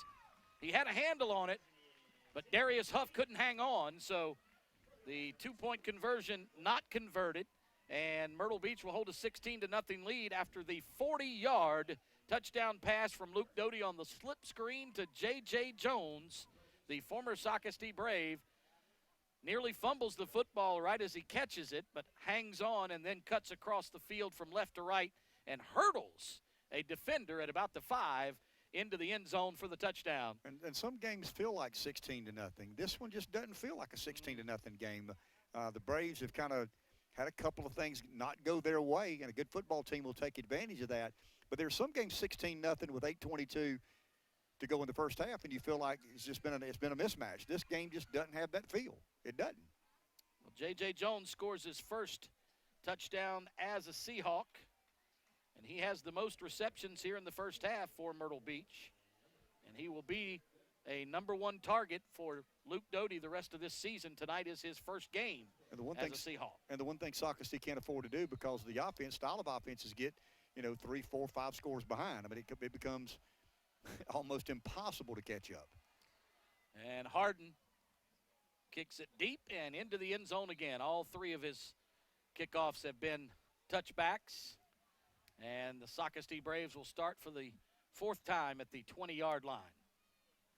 8:22 to go in the half. For those just joining us, it is a bit later than we expected. We lost a total of how much time between the delay at the beginning of the game and the delay during the game? Well, we didn't start until about 7:25, and then we stopped at about 8:05 to 8:40, so. A little better than an hour. Yeah.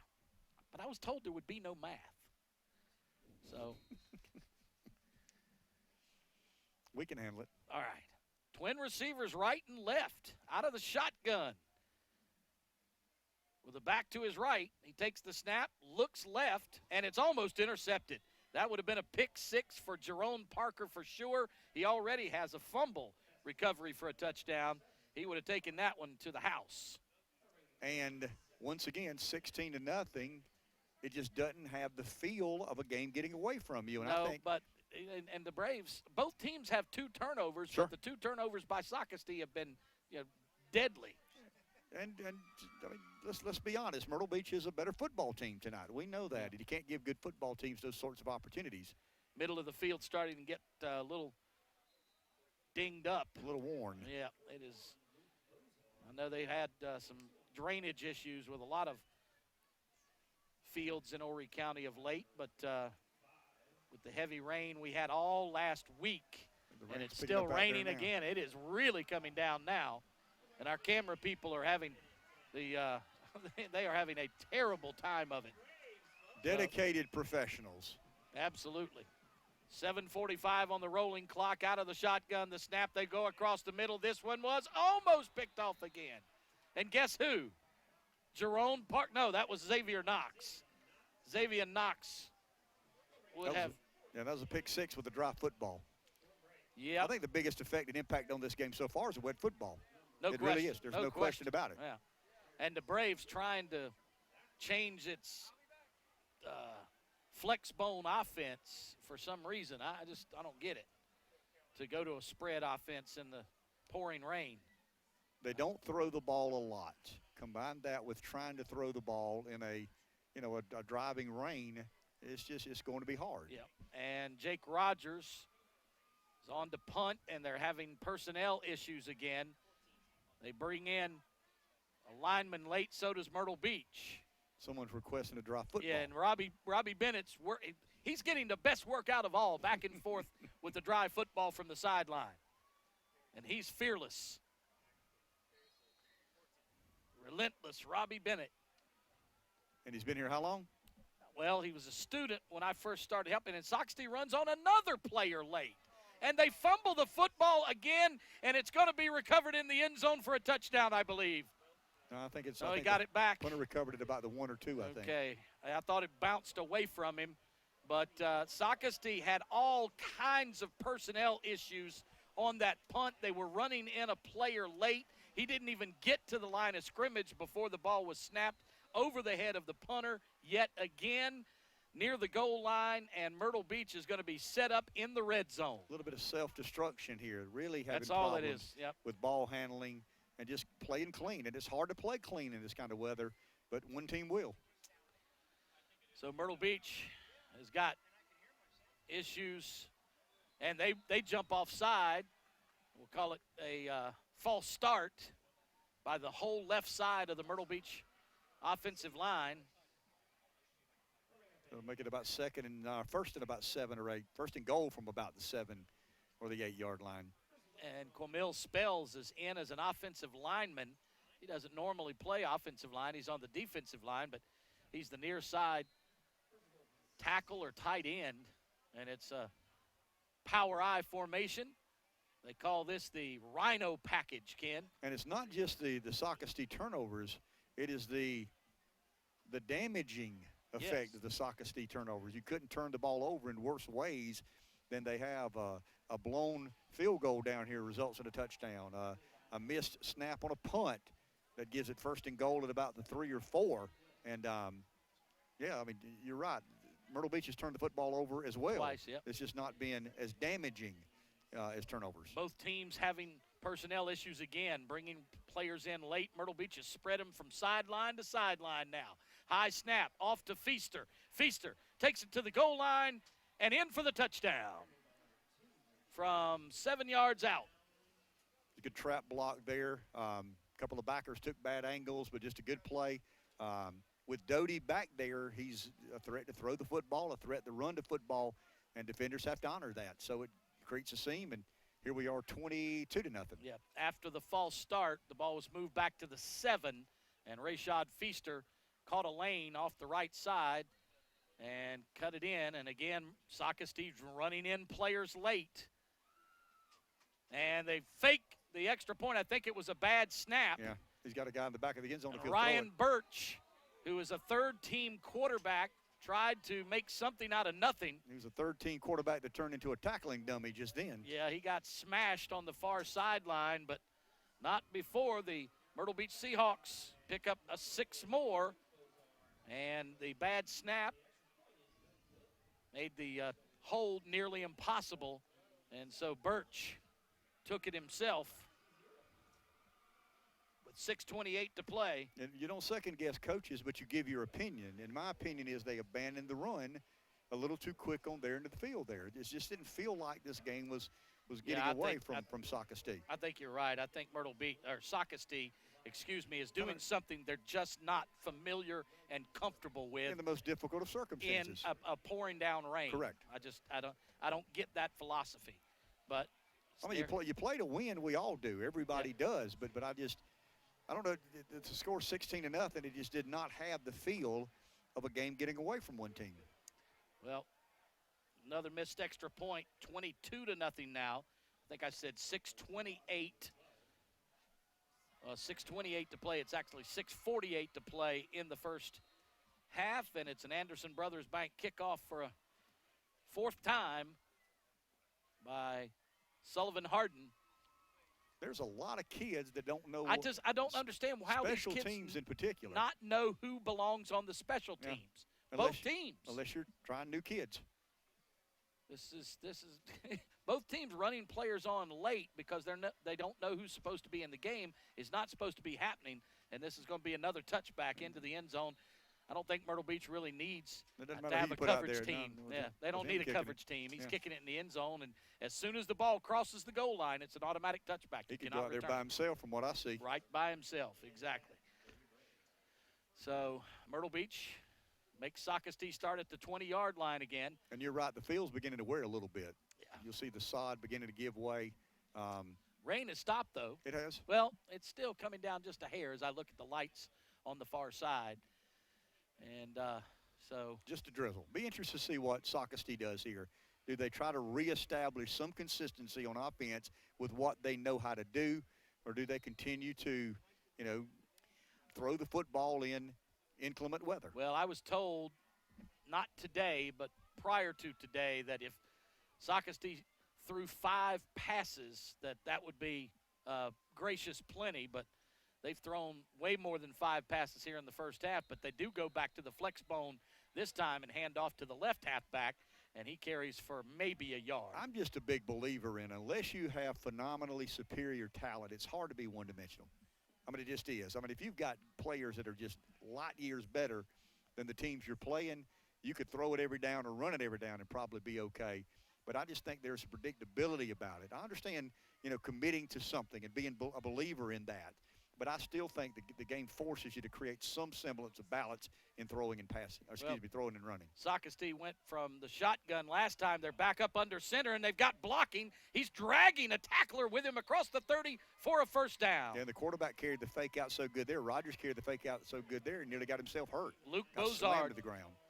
Luke Bozard is the fullback. We were told Cade Bird was going to start there, and we were told that Darius Lewis was going to start at quarterback, but neither of those have happened. I don't think Lewis nor Bird have played at all here in the first half. And I think you would agree Socastee appears to be more effective on offense when they stick to doing what they know how to do. That's what I'm saying. That's what they're comfortable with. That's what Marty Jacobs, their head coach, is comfortable with. Gore goes in motion. He hands off on the counter to the left halfback. There's a head-to-head. Yep, I think you're right. I think that T.J. Austin may have come in, led with his head, and he's going to be flagged. That's targeting. And again, we can't, I cannot even, as close as we are, can't tell who that tailback is. It looks like number 3, Zach McLaughlin. Yeah, the Seahawk defender's T.J. Austin, who came in. I mean, it's football. I get that, but the modern way we play it, you got to be careful. He had his head down when he came in. Targeting. Yep. And that's the correct call. I think it is. I think you're right. I think he led. He did. I don't think he intended to make contact helmet to helmet, but he came in with his head down. And when you do that, you can't see the guy you're tackling. But it's the only way to interpret the rule. Now, change the rule if you don't like it to be that way. But player safety has become paramount, and they're going to call that. And once again, you cannot like the call, but it's the right call. Right. And in high school, the player obviously the rule is not that the player gets ejected because T.J. Austin stays in the ballgame. And I don't like the ejection part. I don't either. I mean, I think if there's malice and intent, absolutely, then maybe eject. But that's just part of playing the game, and 15 yards is a plenty. And, again, counter to the left halfback.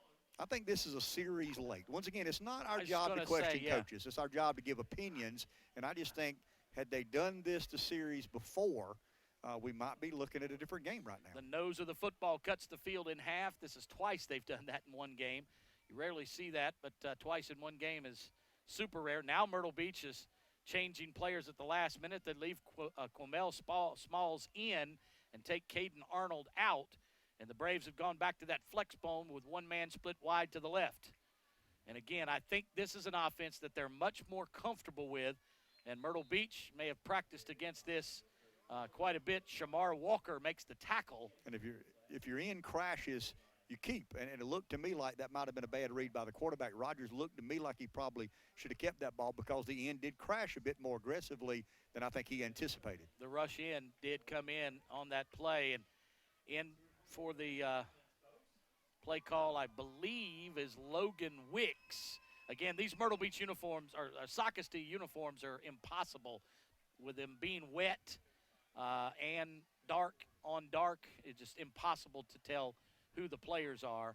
And we don't have a monitor up close here with us, so we're just guessing at it. I'll tell you one thing this offense gets, though, Bab, but this offense gets your quarterback beat up. Yes. I mean, he's got to give the appearance of, I mean, you play the fake out, you ride the fake out, and defenders are taught to chase the football, and if the quarterback wants you to believe he's got the ball, you got to treat him as such. 4th and 2, You got to go here. You got to go 4th and 2, you're down 22-0, 3 minutes and a half left in the first half. I think you're right. I think you go for it, and that's what Marty Jacobs is thinking as well. You run some variation of the motion option. I mean, you got to here. That's your bread and butter. That's what you do every day at practice. That's what you got to do here. And the fans anticipate it. Trying to draw Myrtle Beach offside, and now they jump. Socastee jumped the right tackle. They were trying to pull Myrtle Beach offside, and it's going to cost them 5 yards. And I think you got to punt it here because I don't think there's the ability to throw the football successfully. I think you got a punt here. And they're going to take time out. Socastee's going to talk about it with 3 minutes and 9 seconds to play. 22-0 is the lead as we check the HTC scoreboard across the Grand Strand and the PD. Let's see, we've got Mullins leading C.E. Murray 7-6. Waccamaw blowing away Military Magnet 33-6. It is, let's see, Aner and East Clarendon, it looks like they did not start. There's no score there. West Florence, Lake City, 28-21 at the half. Hartsville leading Conway, and I'm trying to get this thing to refresh. Carver's Bay all over Hemingway at the half, 26-0. Mullins leading C.E. Murray 7-6. North Myrtle Beach leading St. James 13-0. It is Aner 14-8 over East Clarendon now at the half, as my scores have updated. Green Sea Floyd's over Laura 7-6, 28-21. West Florence over Lake City. Hartsville now all over Conway, 25-0. Going to be a long year for Carlton Terry and the it really is. Conway Tigers. We've seen them play a couple of times, and they've got a lot of improvements to make on good defense and a good line of scrimmage, but their offensive woes will haunt them this year. Georgetown over Andrews at half, 7-6. And that's pretty much it for the high school games in the area. So now. So did they waive the penalty off? They must have, because maybe Socastee called timeout before. They've gone to a full wishbone now on 4th and 2. They hand off to the left halfback. He ain't going to make it. I just think the motion gives them a better chance to convert there. 4th and 2. Yeah. You got an option. Your quarterback doing a pretty decent job of riding the play out, reading some of the defenders, and then you wind up in just a full-blown wishbone there and say, here we come. Tyrone Miles, Shamar Walker, and J.J. Dent in on that tackle for the Seahawks. And the Braves turn it over on downs for a second time. Is that the first time we saw the full-blown wishbone? I think so. I think it is. Yeah, it's been the flex bone or the double wing most of the night. 3 minutes and 4 seconds, so Myrtle Beach has time to score again. Rayshad Feaster is going to take it to the 45, the 40, pick up the first down before he's pushed out of bounds right at the 40-yard line, 14-yard pickup. And for this to remain a competitive game, Socastee's got to bow their neck here and figure out a way to stop. Yeah, 22-0 as we are yet to reach the half because of the long delays. We didn't get started. I think we've got a hold. Yep, they're going to bring this one back. So wipe out a 14-yard pickup. Let's see where the hold was. On the 46-yard line, I think. Yeah, we're going to have to see where the hold was done so that they'll mark it off from that spot. Maybe 4th and 12 or 13, somewhere thereabout. 1st and 12. Call it, yeah, let's call it 1st and 13 for Myrtle Beach. At the 42-yard line, 2:55 to go. But Luke Doty sends 3 receivers to the far side right, 1 to the near side left. That's J.J. Jones. I'd keep an eye on Jones here. And he's on the crossing pattern, but they throw into the right boundary. And the tackle made immediately upon the reception. So good open field tackling by the Braves defense. And that is right at the line of scrimmage, so it's going to be 2nd and 13. And I'll tell you, if Socastee can hold here, it's still a 3-score football game. It's still a competitive football game, and they really hurt themselves in the first half with turnovers. Jones is joined on the near side for Myrtle Beach. I think Doty's having trouble in the wet weather. Anybody has trouble throwing the football in the wet weather. He's got a slot receiver, but they're going to go to the right side again, and this one is off the fingertips. There's the wet football again. Of Xavier Knox. No, excuse me. That is of Rayshad Feaster out of the backfield. They were running a little wheel route to the running back, and so it's going to be 3rd down now, and let's call it 15. That must have been a 3-yard loss on that last play. So Stops the clock with an incomplete pass. Yep. Got another flag. Holding on Socastee this time, and it's declined? Or is this offsetting penalties? Has to be offsetting penalties because there's not, or 2 penalties on the Braves because they wouldn't decline a hold, would they? I can't imagine. So I'm it's confused. offsetting. It's offsetting penalties. I didn't see what the first was. So we're going to replay second down. We're going to play replay second down and 16. Officials are starting to include themselves in this one. Twin receivers left and right. Ball on the right hash. High snap, but it's brought down by Doty. Now he's going to go on the quarterback draw. Fakes the pass. Keeps it himself. Good pickup to the 48-yard line. Good tackle by the Braves. That was Xavier Gore. That's a big down right here. If you're Socastee Braves, this is a big down right here. So about a 9-yard pickup. It's going to be and it's not a big down. 3rd down and 8. And it's not a big down in that Socastee needs it back to score. It's a big down that they get the ball, stop Myrtle Beach, force a punt, get the ball back, and you go to halftime down 3, and you just hadn't played well. You got 3 scores. I'm not 3 points, 3 scores, but you just hadn't played well.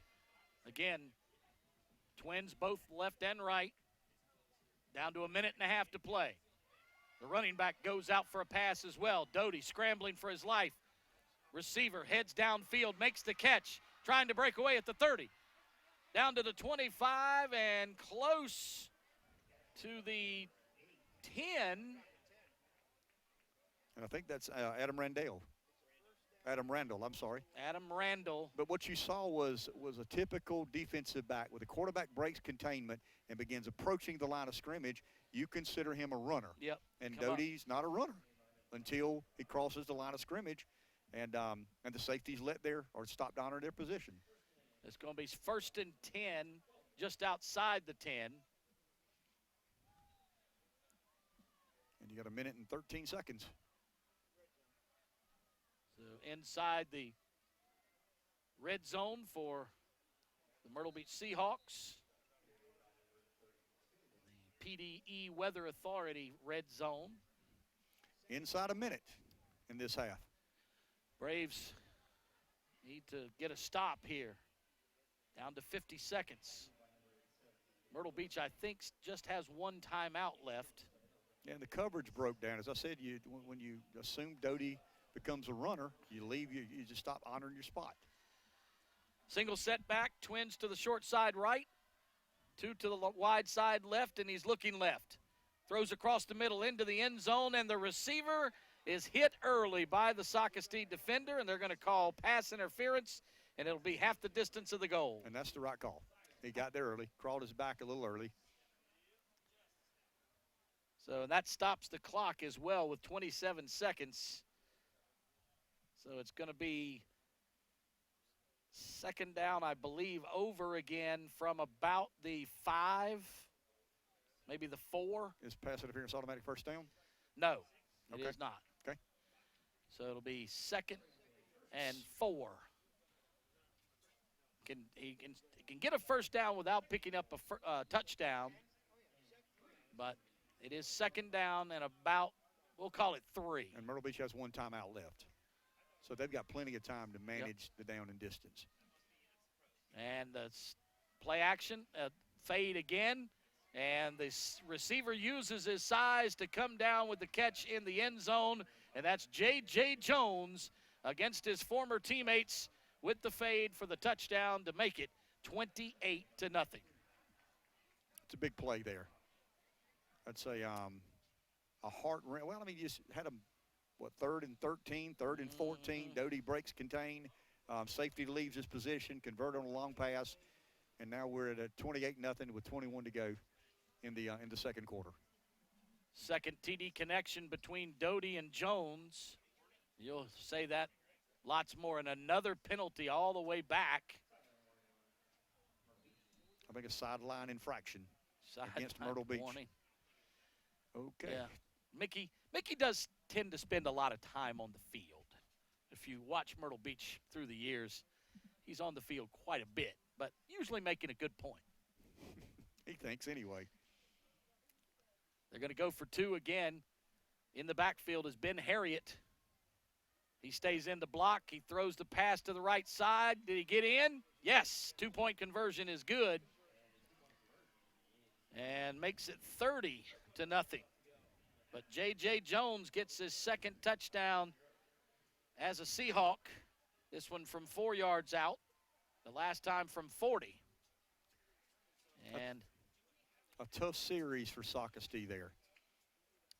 Yeah, they thought they had him stopped out near midfield, and then the big play.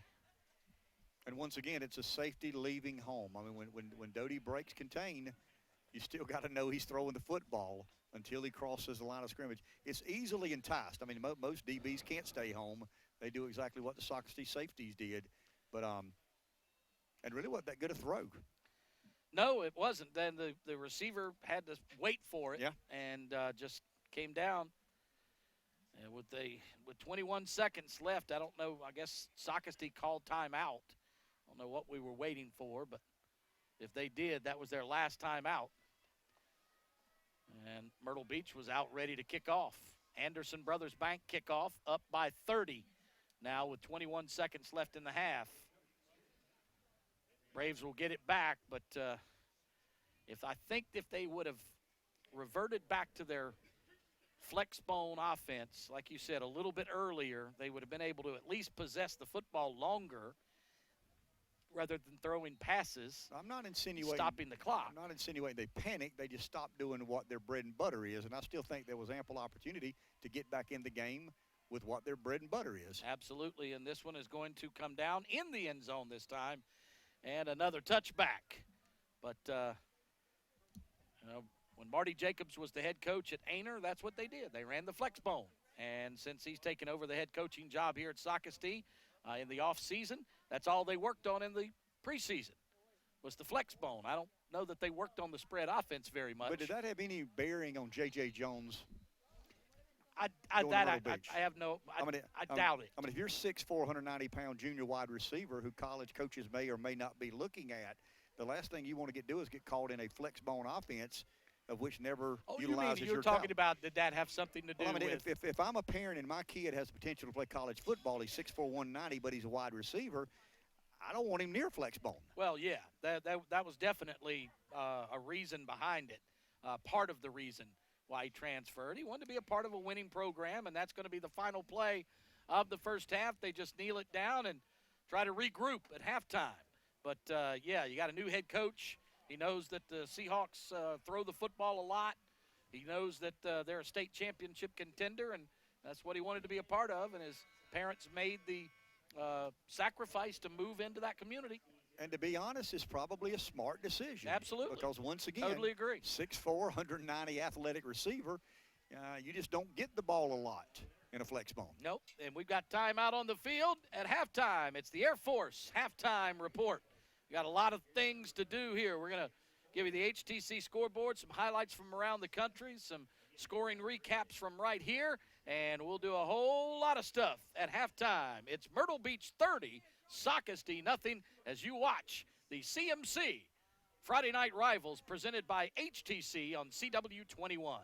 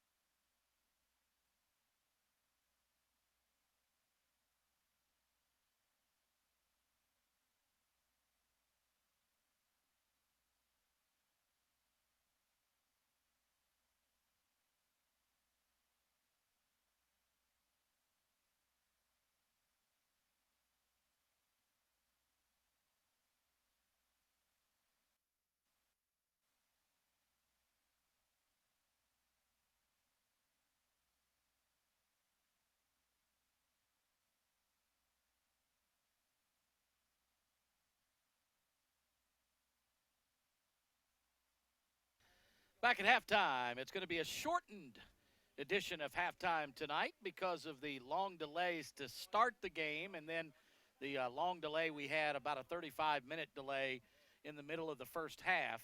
So, again, thank you, Win. We haven't seen any yet. So, we had did you say, what was that final score there, Ken? 24-18, Wake Forest over in North Carolina. Oh, shucks. Now my Gamecocks really look bad. 30-0 at halftime, and we'll take a look at the HTC scoreboard when we come back, the high school scoreboard. But right now, and then we'll also recap the first half, but we need to get to a timeout here to catch up on some spots that during that break we didn't have a chance to do on time. So our director says take time out, so we do what he says. 30-0, Myrtle Beach on top of the Socastee Braves here at the reservation as you watch the Friday Night Rivals on CW21.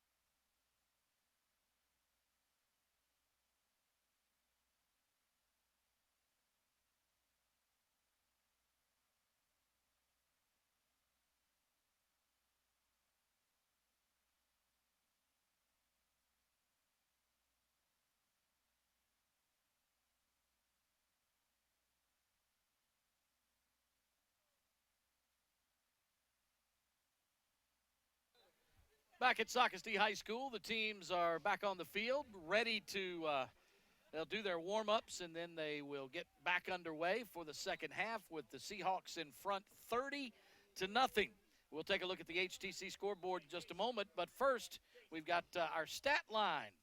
Lucky Dog Television production stat line. Luke Doty was 8 for 12, 114 yards and 2 touchdowns. He had 6 of those receptions in the first quarter. So then Rashad Feaster carried the ball 5 times for 30 yards and a touchdown. And, of course, J.J. Jones, the new Myrtle Beach Seahawk, had 2 touchdowns. And it was a big first half for Jerome Parker as well, as he had a fumble recovery for a touchdown. Would have had a pick 6, too. Here, the first fumble. And, of course, Socastee just could not get things going. And you see the pass that was picked off, but Socastee didn't have, could not make anything out of it. Well, I mean, the biggest story of the game to me is the rain. I mean, the rain really made a big difference. The turnovers, the mishandling of the football, and Myrtle Beach just capitalized.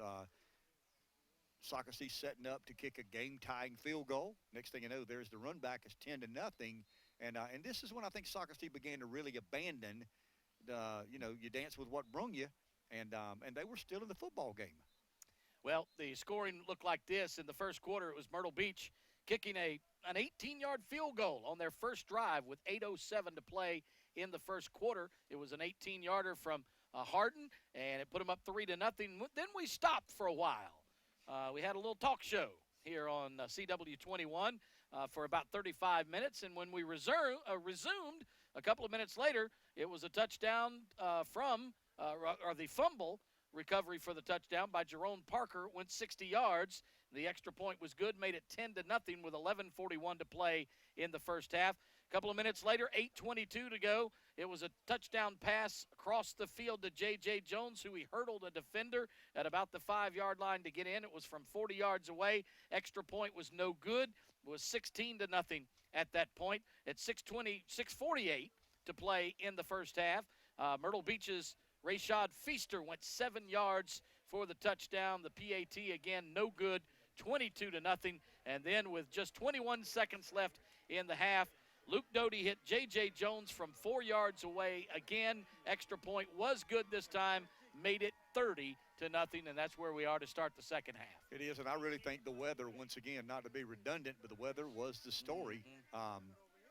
Just not being able to handle the football. And I do think Socastee kind of went to the pass a little quicker than I thought they would, and it made it doubly difficult after the weather got here. HTC scoreboard as we wrap up the Air Force halftime show. North Myrtle Beach shutting out St. James at the half, 19-0. Third quarter, Carvers Bay doing the same to Hemingway, 26-0. Mullins leading C.E. Murray at the half, 7-6. It's 17-6. Hartsville over Conway. Aner leading East Clarendon, 14-8. Green Sea Floyd's over Loris, 7-6. That is in the fourth quarter now. West Florence leads Lake City, 28-21 in the third quarter. And Waccamaw running away from Military Magnet in the fourth, 46-12. Carolina Forest leading Hoggard, 28-7. Kingstree over Cross. That'd be a big win for Kingstree's Jaguars, 13-10. Hannah Pamplico leading McBee, 16-14, Ken. And Georgetown over Andrews, 7-6. Hang in there, Red Raiders. There you go. Need a win this Friday night. So, tough going here on a Friday night. So that wraps up the Air Force scoreboard as we begin the second half with an Anderson Brothers Bank kickoff. And it's Hardin kicking it back to the Braves, who won the opening toss, elected to defer. They received the second half kickoff. This one might be returned. Nope, it's into the end zone, and that's a touchback. He would have caught it at the 1-yard line, but the ball slipped out of his hands yet again, and it goes into the end zone. The Braves will start at the 20. And that is a way to keep the game safer, I guess. I think we'll see a day before too long that kickoffs are outlawed. I really believe that. I think there'll be a spotting of the football at somewhere between the 20 and 25-yard line. You know, football is football, whether it's high school, college, professional, NFL. The Andrew Luck revelation has been confusing to me. It's been very interesting to me. It's confusing, one of the better NFL football players of the last, 10 years, just decided all of a sudden that he didn't want football in his life any longer. And I just wonder about the consequence of people like that and decisions like that on just the game of football over the long haul. Dive to the fullback. I believe that's Luke Bozard again. And he pulls the pile for about 6-7 yards. And Jake Rogers back in at quarterback, and the Braves in that flex bone again. And I think Socastee still playing to win the football game. It's not 50-0, it's 30-0. And I think the best chance to win the football game is to do what you do: trap block, run motion, run misdirection. Why is the clock stopped now anyway? And hope you break a seam. The clock was stopped during between plays there. I know they roll the clock, but now the new rules say you don't even have to roll the clock. You just start the play clock with 40 seconds after the play. I think that's a first down. Close to it. Are they putting it across the 30? I think he got about 31. He got to 2-yard, 3-yard pickup. So first down for Socastee. And again, staying with their standard offense of the flex bone. I think it gives them the best chance to win and No be competitive, doubt. whether it's raining or not. And I think agree. Obviously, it by far gives you the best. And what you're looking for now is, will kids compete? Yep. Will kids compete? Zahir You're playing Goodman. a defending state champion. I mean, it's going to be a tough night, but will kids compete now? Goodman in the ball game. Splits wide to the left. Man in motion.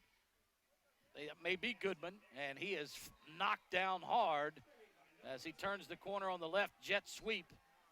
And yeah, that's really, really good Shedrick pursuit. Pointer with the tackle. Yeah, that's Pointer with a good pursuit. Took a good angle and delivered the blow. 2-yard gain, so it's second down 8. I don't know about the guru or the what do you call yourself, the self-appointed. It should be the czar of the high school czar, sports, yes. But I'll tell you what, you are the best preparations guy. Well, you got to be prepared for anything in life. You are. I wasn't prepared. I wasn't prepared to see dark numbers on dark jerseys, though. So if I misidentify your son or grandson or friend or neighbor, it's not my fault. Blame Marty Jacobs. And please don't call and ask for us to be terminated, because I need the employment. Well, now our monitor's working. We can actually see the numbers on the jerseys monitors here now. Yeah, a whole lot better. It's exactly right. And our director just reminded me to remind you, their iris on the cameras are wide open, and it's a lot brighter on your screen than what we're seeing in the stadium. The stadium is rather dark, but it's very light. Yeah, we're calling the game like everybody sitting in the press box with us. Yes. They are not. They're not. And you can see the numbers on your screen a lot better than we can see them looking out the window. Pass intended for Zahir Goodman, and it skips off his fingertips, incomplete. Good coverage by Marcus Lugo. 4th and 7. It'll be interesting. I think you punt here. I think you play the game. Yeah. You're playing a half of football. You're playing a defending state champion. It's 30-0. Will your kids compete? That's the way I'd coach this game, and I got a feeling that that's the way it'll be coached. And Myrtle Beach, they've got one man back, but it looks like they're putting 10 men on the line of scrimmage and may come after this one. They've got one man to return, but they're putting all 10 men up at the line of scrimmage. They're going to come after it.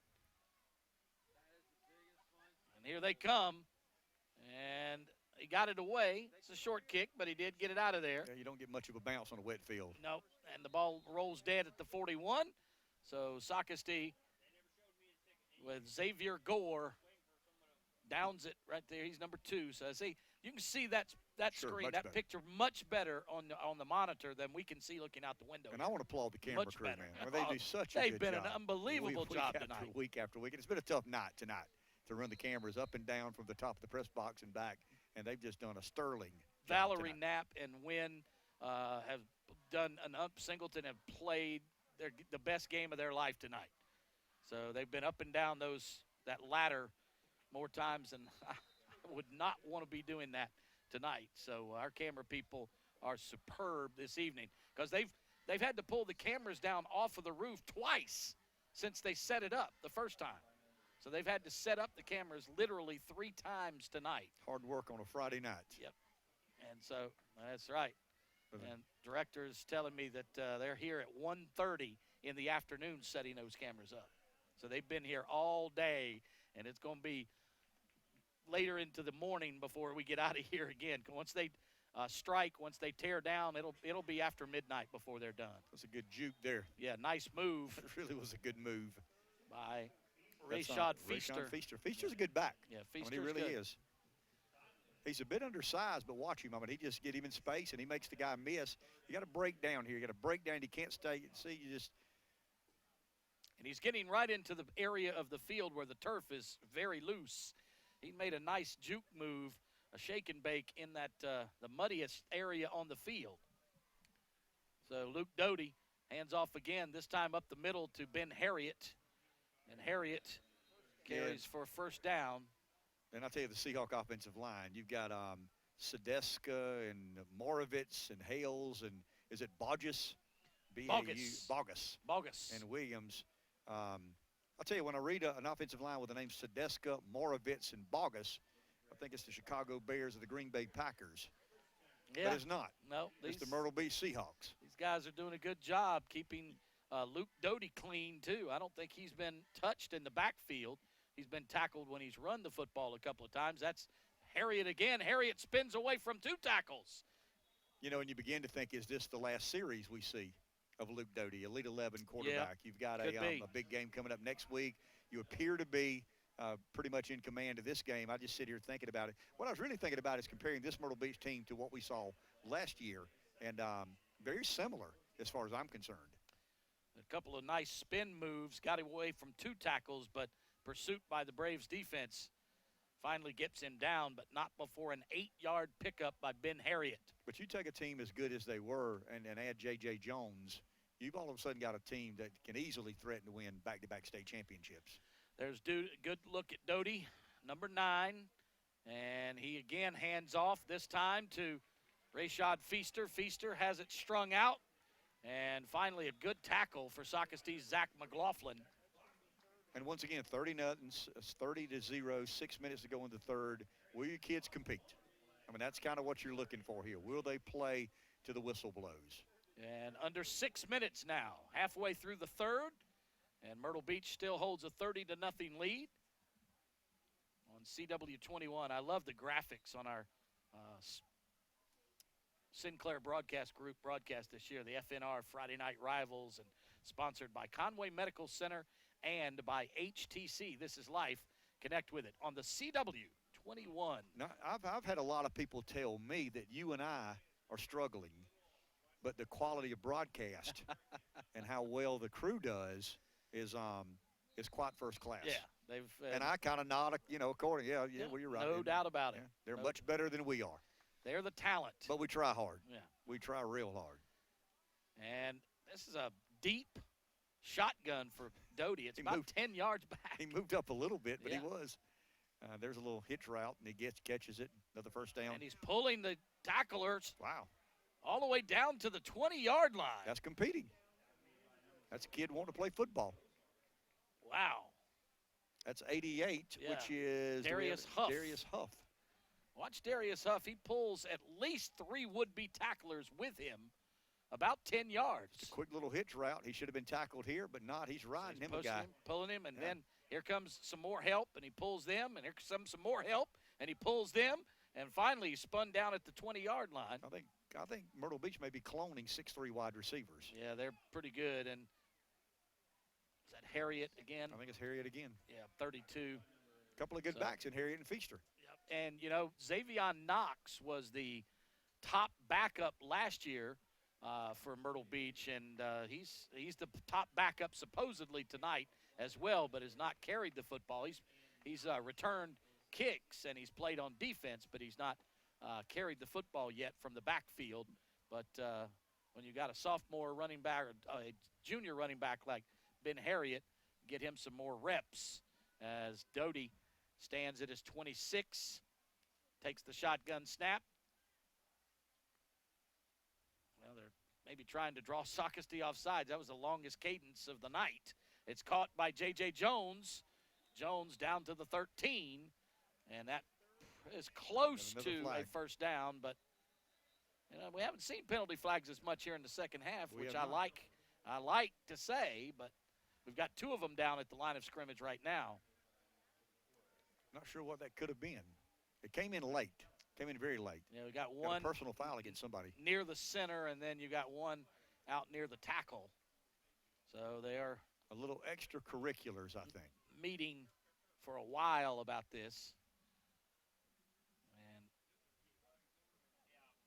so 2 penalties could be in the same area by the same guy. All right, come on, Mr. Referee. Let's hear from you. Unsportsmanlike conduct against Socastee. So that's going to move it even closer to the goal line. Half the distance will make it a 1st and goal at about the 7-yard line. I think it's about the 6 or 7 yard line, 1st and goal. 1st and goal from the 7. And they've been just steady running the football. You know, Myrtle Beach is a bit unusual. The receivers are the bigger, you know, the running backs are a bit smallish, but the receivers are much bigger. Doty hands off to, no, he keeps it himself this time, and he's going to take it right up the gut, and a house call. And another flag. And a flag right at the goal line, too. This one may have occurred late. And see if it's a hold against the offense. It is. It's a hold, so that'll nullify the 6. So they called it late. It had to be right around the goal line. Yeah, it was right at the goal line. That's where you see the flag down about the 1. So it was right at the goal line, so he probably would have scored regardless. I mean, without the hold. And but if it's a hold, you got to throw it. Call it, yeah. Yeah. And so that backs it up to about the 12. Backs him up to, about the 12-yard line. So it'll be 1st and goal again from the 12. So Luke Doty's still in the ball game. I'm a little surprised. Now, they may let him get through the 3rd and then bring in Ryan Berger in the 4th. The Chanticleers are at home tomorrow. Chanticleers take on Norfolk State at 2 o'clock. And they're big favorites. Big favorites, 27 points. Coming after their first win against a Power 5 conference football team. Yeah, they're looking for their first win in 5 home games, too. They've lost 5 in a row at home, so they need to pick up a victory. Even though it's against a Division II team, they'll need the play tomorrow. Here's a pass towards the end zone. It's batted down at the last minute. Nice job. So 2nd and goal from the 12. I'd like to see a replay here. That ball still got to the receiver's hands. I think it was deflected a bit by the defender, but Doty gets outside the pocket a little bit, throws on the run. Defender got there just at the right time. Yeah, I don't think he did. Didn't get a hand on it, but good move by. Broke the line of sight. Yeah, the Braves defender, Ethan Knox, got a hand but up. I can tell you what Mickey Wilson would call that a drop pass. Yeah, I would imagine. But he distracted him just enough. And they hand off on the delay. It's a draw to Ben Harriet, and Harriet gets pulled down at the 9. So it's going to be 3rd and goal from the 9-yard line. So the Chanticleers have lost 5 at home? 5 in a row at home, yeah. I didn't know that. Against quality teams? I mean, give me the very good teams out of their conference. They mainly conference games, and then Eastern Michigan. Welcome to big boy football. Yeah, so that's right. Welcome to the Sun Belt. It's an evolution. It's a growing up process. Yeah, those teams are Appalachian State, Georgia Southern, Arkansas State. Here's a pass into the end zone again, incomplete, short of the receiver. So it's going to be 4th down and goal from about the 9. And Socastee has played pretty good red zone defense. They really have. They forced Doty in the tighter windows and tighter throwing lanes, and they've defended him pretty well close to the goal line. You wonder what Myrtle Beach will do here. Looks to me like they'll leave Doty on the field and go for it on 4th and goal. Yeah, might as well. I mean, an extra field goal, especially in wet conditions, I don't know that that's the easiest thing to do. How much harder? I mean, if a high school kicker makes 75% of the field goals inside of 35, what percentage is it in the rainy weather? Is it less than 50? I would say at least. And it's J.J. Jones going up, but it's intercepted. Intercepted in the end zone, so that'll be brought out to the 20. And the Socastee Braves. Zahir Goodman. Yep. So Zahir Goodman, makes the tackle or the interception, and we'll come back. Timeout with 2:51 to play on the CW21.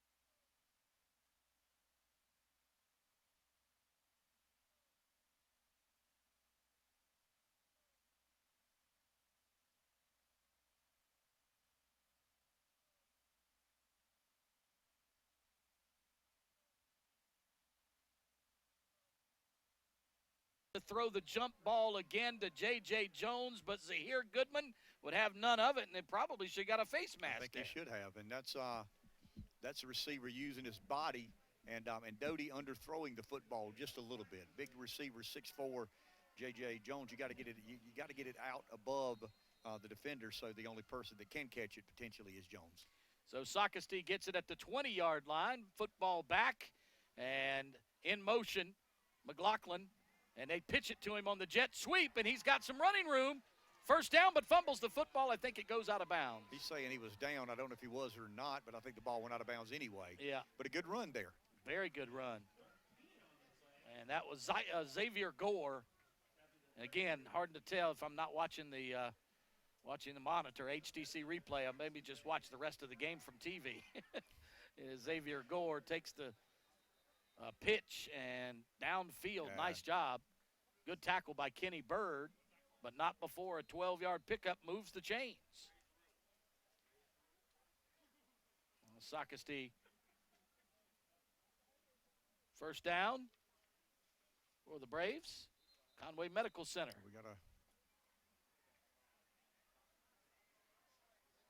think we have an equipment malfunction. Run him off and run another on. Yep. The crowd's hung around pretty well. Bice Ward back in the ball game. Yeah, when you have run out of the stadium for 35 minutes, it makes an easy decision to go home from there. And then it rains while you're out there. Yeah. Right. Start thinking about. All the fans had to leave the stadium. When there's a lightning delay, no one can stay in the stadium or in the stands anyway. So they all had to leave, but God bless them for coming back. And most of them did. Yep. So right up the gut on 1st and 10. No gain. I'll tell you, the hardest work tonight is the ball boy. Yeah, boy. I mean, he's run the ball boy and the ball girl from each side have really worked themselves up. And that's Robbie G. he's got towels, he's got balls, he's got carrying everything off the field. Run a marathon tonight. Yeah, he has, back and forth across that field. He says, why don't you play on this hash once in a while? Yeah. Or let the other guy carry their football out there. Let's make a deal. In man in motion again for Socastee, but the hand on the counter right up the gut. And not a bad run. Pick up to the 40, so that's a 6-yard gain. On 2nd down and 8, it'll be 3rd down and 2. And this is a manageable down and distance when you run the sort of offense they run. This is where you want to be all night. You want to be 3rd 2, 3rd 3. And you've got a defense guessing about, you've got a variety of plays to run when it's 3rd and 3. I'll still go back to the biggest part of this game is the rain. When the rain came, it really hurt Socastee. That's right. And after the rain has stopped, we got some little bit of fog right now, but the things have cleaned up for both sides tremendously. I mean, that's much better quality of football. Since the rain stopped, that's what I was going to say. Things blocked there. But first down for Socastee across the 45 to the 47-yard line. But yeah, each team has played much cleaner. They have. And I don't mean that, because of the mud. I mean, they haven't made as many mistakes. Got an injured player. We've got a Conway Medical Center injury, but I think he may have gotten the wind knocked out of him. With 40 seconds left, we'll take time out for the Conway Medical Center injury, and we'll come back in just a moment with more from the CMC Friday Night Rivals on CW21.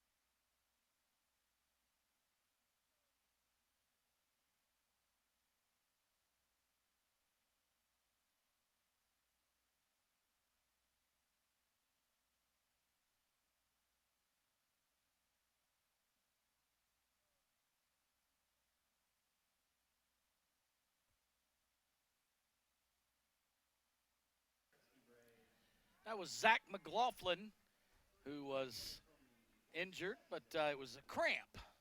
not an injury, more of a pain, and those things are painful, boy. Yeah, if you're the one suffering the cramp, you think you're injured. You think you're injured, that's it. But McLaughlin comes off the field with 30 seconds left in the third quarter. Neither team has scored here in the third. And this could be the last play. In all likelihood, will probably be the last play of the third quarter. Back to the flex bone, wide out to the left. One man, ball in the middle of the field. And dive to the halfback on the right side.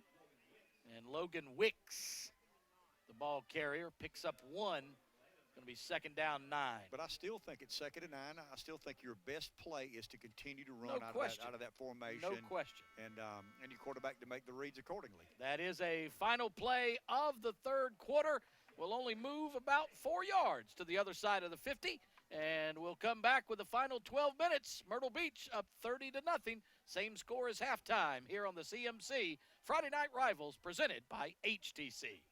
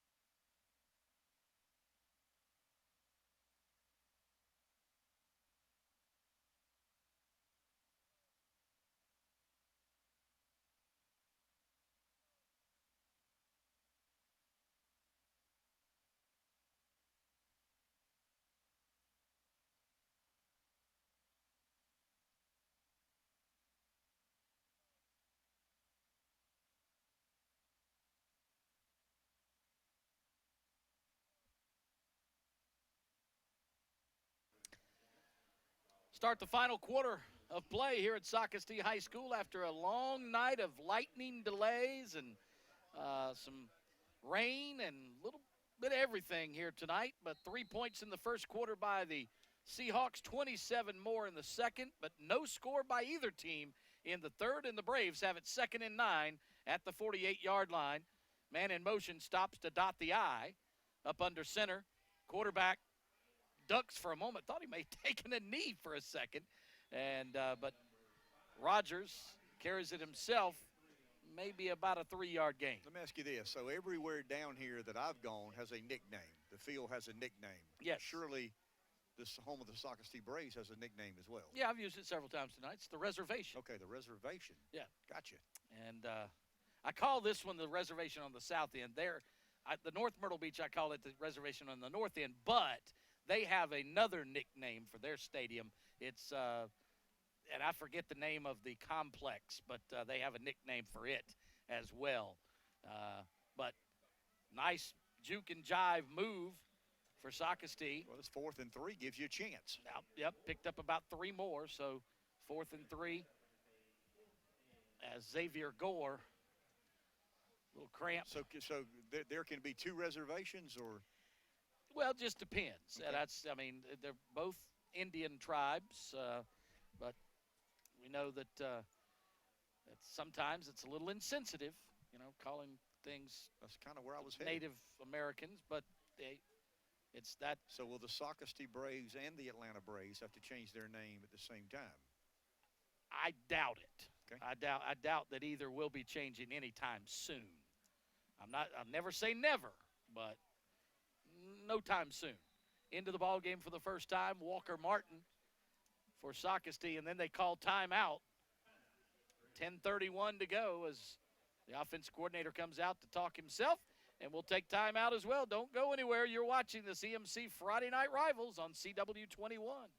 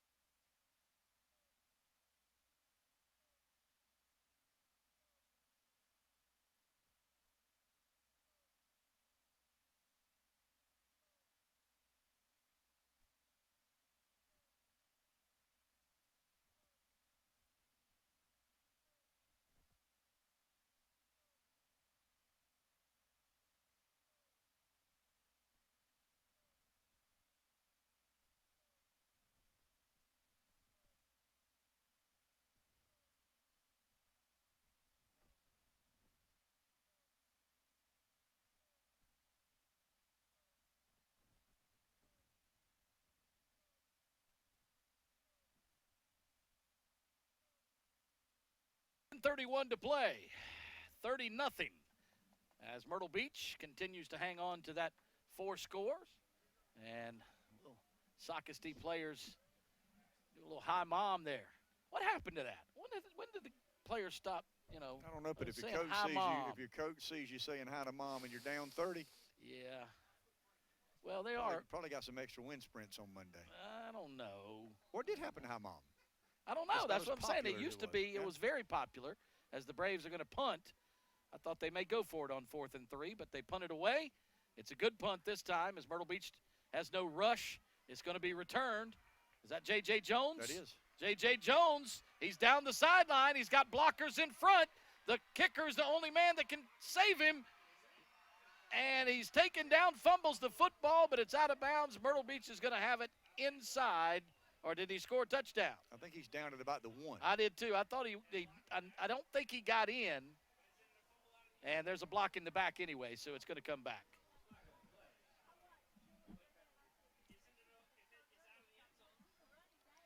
If that is a fumble out of the back of the end zone, that is a safety. Yeah, could have fumbled it through the end zone. Change of possession, but I don't think it did. I think they got a block in the back anyway. Yeah, block in the back, but I don't know if you decline the penalty and the ball is fumbled through the end zone. Is it a safety or a touchback? Not a safety, it looked but it to would me be a as if touchback. the ground caused the fumble, and we know the ground can't cause a fumble. So right. Yeah, I'm thinking they're going to say that he was down at the 1, and then they'll bring it back. Accept the penalty. Yeah, accept the penalty. Let's see the HTC replay and see what happens here. He tried to hurdle another tackler, and then when the ball hit the ground, it came out. So he tried to go up over top, and then he gets pulled down from behind. Yeah, it looks like the ground caused that one. Looks like the ground caused that one. So, but it was a block in the back. Yeah, I think Socastee will be content to keep Myrtle Beach out of there. So Myrtle Beach will have it on about the 36-yard line. 36, yeah. It'll be first and 10 from the 36. And is Doty still in at quarterback? No. I don't think he is. No, it is Ryan Berger. Is it Berger or Birch? I think it's Berger. I believe it's Berger, You're right, 18. Berger. Yeah, Ryan Berger's the backup. Ryan Birch, who was the backup last year, actually is the starting split end now. Okay. So they moved Berger to the backup quarterback, and he's got Rashad Feaster with him. And I didn't think we'd see any more of Luke Doty tonight. I didn't either, going into the fourth quarter. 10:09 to play, and penalties before, or the whistles before the ball is snapped.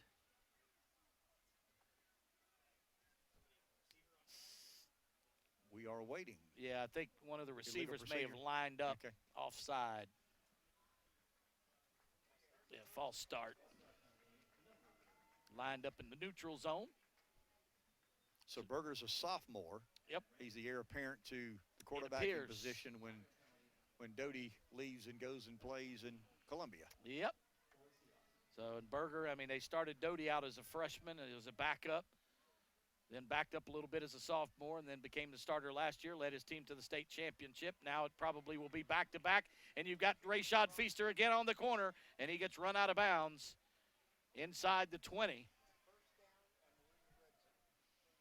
9:57 to play. We were talking about, you know, you believe in what you believe in and you do what you do, but Myrtle Beach is a balanced football team. I mean, it's obvious that they're able to run the football effectively when they need to, and they're able to throw the football. And I just think that's important in today's football. And a lot of it, well, football hadn't changed. Of course it has. Football's changed a great deal. The rules have changed to allow for more creative offenses. And I think the teams that understand balance, you know, wins games, are the teams that'll be better off. Berger takes the shotgun snap, throws the slip screen to the left. It's caught. Got a lane to the end zone, but he stopped it around the 5-yard line. It's going to be first and goal inside the WPDE weather expert. Good throw inside the seam, too. That's a good throw inside the seam. Through a tight spiral. He catches it, a couple of blocks downfield. That's well executed. You like that little slip screen. That used to be, there's your block right there. Yep, that used to be the Randy Moss special. He was special. He was very special. Jalen Sparkman, who's been a big-time receiver for Myrtle Beach for years. That's Ben Harriet. Down to around the 2 to the 1. Did he get in? Kept him out of the end zone. Yeah, I think he's down at the 1. You're talking about Randy Moss. I mean, a lot of people, we talk about Herschel Walker during the rain delay and Bo Jackson and whatnot. Randy Moss could have been the freakiest of all the freaks. That's why they called him the freak. I mean, he really was. And he actually does a very good job as an in-studio guy. I mean, he does. He's good. And he's funny. I mean, he's doesn't seem to take himself so seriously now. And he's really redeemed himself from a troubled past. Yeah, second and goal from the 1. Hands off to Harriet. Harriet trying to fight his way in. No signal yet. I don't know that he got in. I don't know that the official standing that far away from either sideline can tell whether he got in or not. So we've got, what, second or it's actually going to be third down and goal from the 1. So good defensive stand by the front of the Braves. Matt Glenn, Donald Smolinski, Cameron Spain, and DJ Willard. Just competing. Competing no matter what the score is. Berger in the shotgun with Feaster this time. Hands it to Feaster. Feaster stops, stand up again. No, now the left side official says touchdown. So he gets him with 8:08. I thought he stood him straight up. I did too. He must have had some second effort on the other side, far side, that we can't hardly see. But I thought they had him stopped. I did too. That's the All-American touchdown, and you see his forward progress is stopped, I think, right there. But maybe a little second effort may have pushed him on into the end zone. Hard to say. Can't tell. Hard to tell. We'll give the officials the benefit of the doubt. The benefit of the doubt. We hardly ever do, but we will. Oh, the ball banks off the upright and goes through. It ricocheted off the left upright. Somebody's living right. Yeah, so a 1-yard touchdown run by Feaster, his second touchdown of the night, with 8:08 to play in the football game. Myrtle Beach has extended their lead to 37-0. 37-0 with 8 minutes and 8 seconds to go. Once again, we've been delayed for about, an hour and 10 minutes? At least. Somewhere thereabout. The second quarter was the quarter of the game. 23 points did Myrtle Beach score once we got back after the rain. And if you really think about it, a lot of the prosperity Myrtle Beach enjoyed was self-inflicted damage of the Socastee Braves. I mean, it's 37-0, and it's obvious to me Myrtle Beach is a better team, but it's not been a dominating performance. No. I mean, it really has not. No, it hasn't. And Paul Gable, our statistician, says a 5-play, 36-yard drive, 2 minutes and 1 second. Finished off by a 1-yard Rayshad Feaster touchdown, his second TD tonight. They've scored just about every way you can. If they have scored on a kickoff return or punt return, maybe they'd have done everything. Here's the Anderson Brothers Bank kickoff. This one might come down in play. Nope. It did not. Right at the goal line, and I think he was going to try to catch it at the 1, but his teammate may have knocked it out of his hands. So, but, yeah, they've scored on the ground. They've scored through the air. They've scored on a fumble recovery, but no special teams score, no kickoff or punt return. So will the Braves stay with Jake Rogers, or will Darius Lewis get a look at quarterback here? I think Lewis may be your quarterback when we come out. And I believe it is. You're all over it there, Ken. Darius Lewis is in, and there's Mickey Wilson. And Mickey's got it. Is that Mickey? That's Mickey Wilson. Yeah, it is Mickey. I was going to say, I can't tell that's this time, but yeah, that's Mickey. And he's had a pretty easy night tonight. Penalty flag down as quarterback Darius Lewis keeps it himself, runs to the 30, but I believe this one's going to come back. Mickey Wilson Sr., Mickey's father, was my defensive coordinator. Really? With the original Red Raiders. Interesting. It's kind of like there's been different variations of the Eagles, and I think the Rolling Stones are still who they are, right? Am I right? Oh yeah. They are in formaldehyde for sure. I don't know how they're still alive. I read something the other day. Keith Richards has been on the list of the 10 most likely people to die this year for like 26 years in a row. Easy. Easy. And well, it can't be clean living. I thought it was going to be a penalty, I did too. But maybe it was against the Somebody told the defense. official it's 10:30 and it's 37-0. Yeah, I don't know what they called there. I didn't see an official make an indication. And there's a big one trying to make his way on the field. Yeah. But Socastee's going to have it 1st and 10. He threw his flag again. At the 31.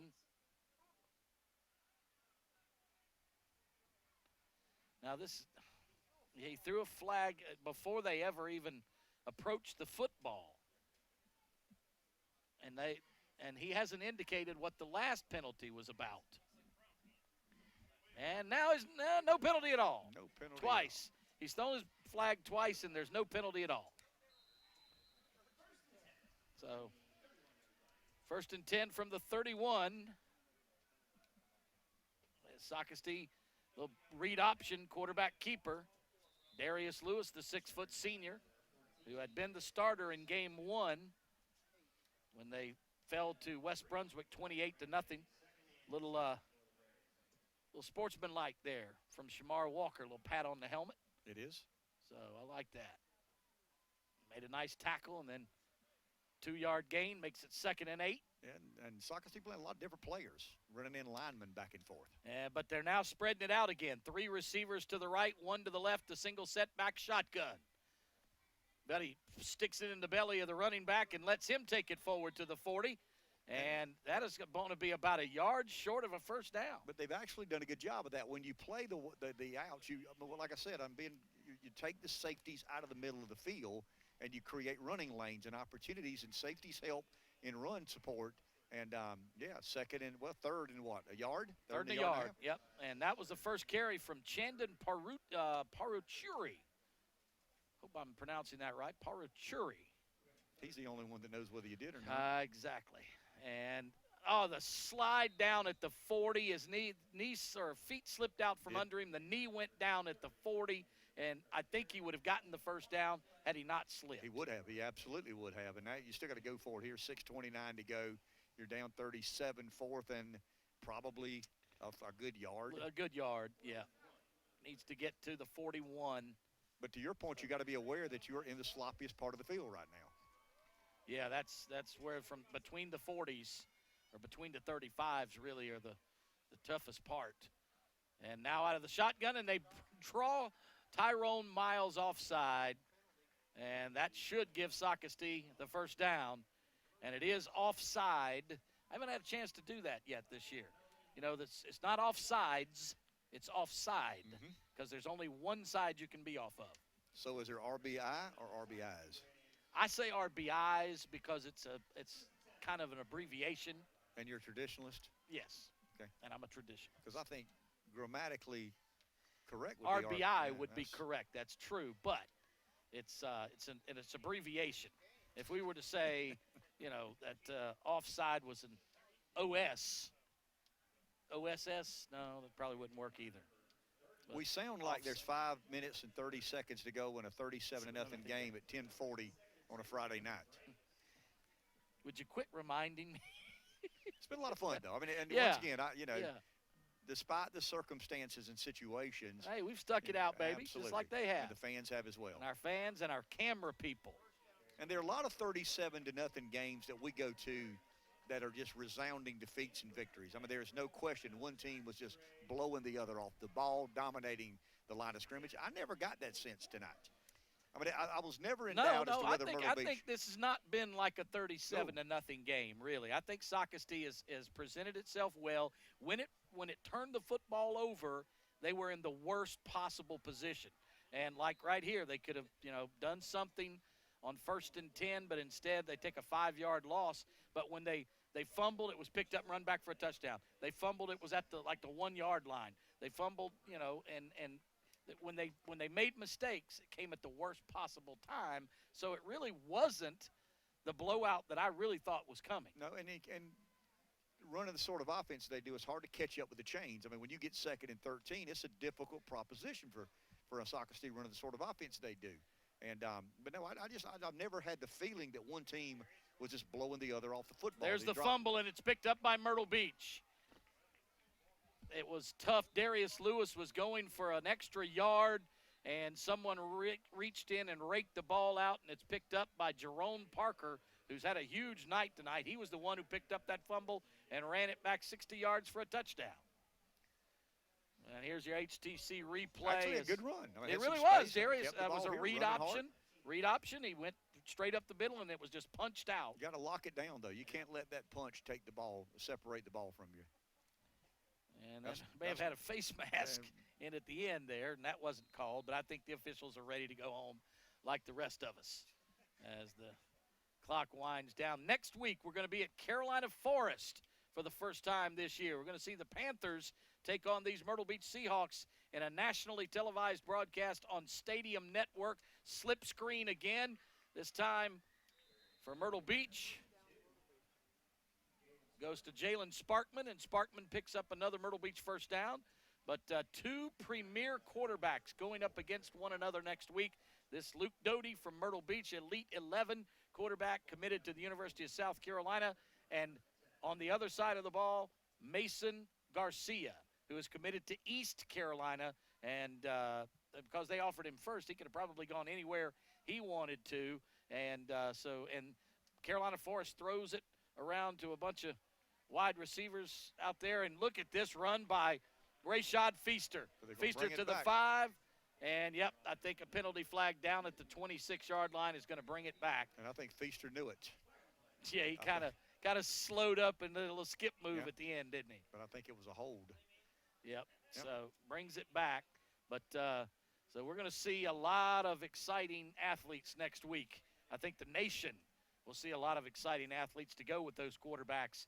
And Carolina Forest, one of the fastest growing schools in all of South Carolina, if not the fastest growing school. May be soon the biggest, no question. We'll take a look at the HTC scoreboard one more time before we get out of here. But can't wait for that one next week. Updated HTC scoreboard looks like this. Carver's Bay over Hemingway, 26-6. North Myrtle Beach in the third quarter, 26-7 over St. James. It's Mullins leading C.E. Murray at the half, 7-6, as Myrtle Beach. That's a Harriet up the middle. Yep, Ben Harriet. And you got to believe there, you try to get one first down, run the clock out, and go home. Hartsville leading Conway 17-6 in the fourth quarter. Greensea Floyds and Loris having a battle, 28-27, and Greensea wins it. That's a final, 28-27. Ooh, toughie there. Closer than most expected. Certainly more than I expected. So Jamie Snyder's got something going on over at Loris now. After losing the first two games, they won last week and played Greensea to a standstill. Your West Florence Knights defeat Lake City 42-29 It's Ainer over. That would be my daughter's Your West daughter's Florence West Knights. Florence Knights, yes. Once a Red Raider, always a Red Raider. There you go. Ainer defeated East Clarendon 37-14. Carolina Forest over Hoggard in the third quarter 37-7. Walkamaw final over Military Magnet 46-12. And Kingstree Cross came back to beat Kingstree 16-13 at the end. And Georgetown held off Andrews 7-6 the final. That's your HTC. And they're all finals. Most of the last couple ones, yes. And we got to believe weather affected some other places as well as here. Because as late as we are right now, there's still some teams out there playing. And what are we conferring about now? I guess we're trying to argue whether the defense encroached defensive, or offside. So, yeah, in some of these new, I think, terminology changes for the officials in particular. It used to be encroachment. They don't use encroachment anymore. It used to be, offside on the offense. Now it's false start every time. We found out what our fist-to-fist call is the crackback block, which – we actually got an envelope. I had one waiting on me at my workstation. Somebody, takes what you and I do pretty seriously. I hope not, but we don't. We don't. That's exactly right. We want to come and have a good time, just like the players. Another hold against Myrtle Beach. Going to go back. Come on, guys. Now let's let this thing get over with here. And minute 47 with a 37-0 victory and by the Seahawks. But, yeah, I always said now, with that fist-to-fist thing, that I don't think they're calling that a crackback block anymore. They're calling it a blindside block. Blindside block. And for its safety purposes, I guess that's what you got to do. But I thought blindside blocks were called football. I thought that's what you did in football. That's the way the game was formerly played. But once again, and I go back to what I said, and I can get in the weeds on a lot of things, me, and I think we enjoy that about one another. But I listen to Gronkowski and I listen to Andrew Luck speak, and there's just something brewing here that I think is going to impact football over the long haul. I don't know where we're headed. I don't know what the game will look like 15 or 20 years from now. But when you see the raw emotions of a Gronkowski and an Andrew Luck, does that affect the game at the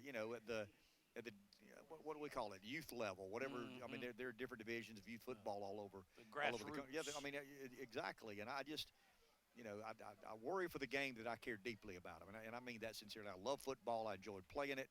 I love watching it. But it's a tough sport. It's a tough, violent, athletic endeavor. And for whatever reason, this modern woke America tries to deal with things in a different way than we dealt with them in my time. Alan Harrell on the catch from Ryan Berger, and they're just running the clock now. I think they only have to snap it one more time. It's third down and about 14. And so final snap of the ball game, I would imagine, if they don't throw an incomplete pass, which they do. Yeah.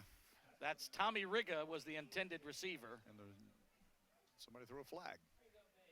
You're kidding me. Illegal man downfield. Huh.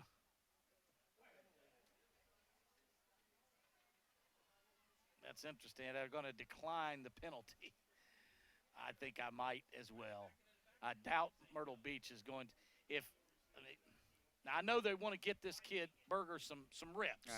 Want to get him some reps, no question. Let him throw. The last play makes no sense. I'll say it. You're thinking it, I'll say it. The last play makes zero sense. None. Make some, let him get some reps, but it's time to kneel and Mickey, I love Mickey to death, and he's going to be with us tomorrow morning, hopefully, on our Countdown to Kickoff show to talk about this win and how this, different defense he played. But again, you're trying to get Berger some reps, but why run it like that when you could just take a knee? because Ben Harrion has been running great all night long. He didn't need to prove anything. So hopefully they will let that be the final play, because the clock should still be running. Yeah, okay. So they don't have to run another play. That should do it. They are going to shake hands. A little sportsmanship there. Appreciate that. And that'll do it from Socastee. A 37-0 victory by Myrtle Beach. Didn't feel like a blowout, but hopefully that next week Myrtle Beach will get their acts together, and we'll come back next week against Carolina Forest. But we'll tell you about that when we return to Socastee. It is the CMC Friday Night Rivals presented by HTC on CW21.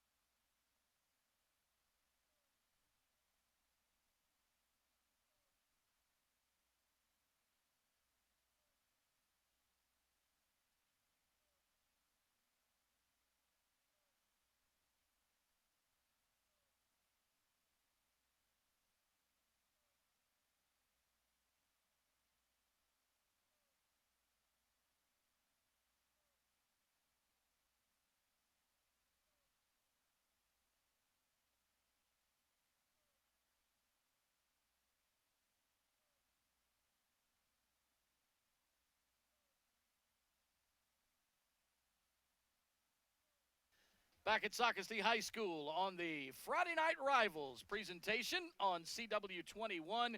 The Myrtle Beach Seahawks, their first visit to, or a first sight of them this year against the Socastee Braves. We'll see Socastee again later in the year, but we'll see Myrtle Beach for the next 3 weeks as they win it 37-0 on the road, and they'll get to play at Doug Shaw Memorial Stadium for the first time in 2 weeks. They're at Carolina Forest next week, but we'll tell you about that when we return. It's Myrtle Beach, a winner tonight, 37-0 on the CW21 on Friday Night Rivals.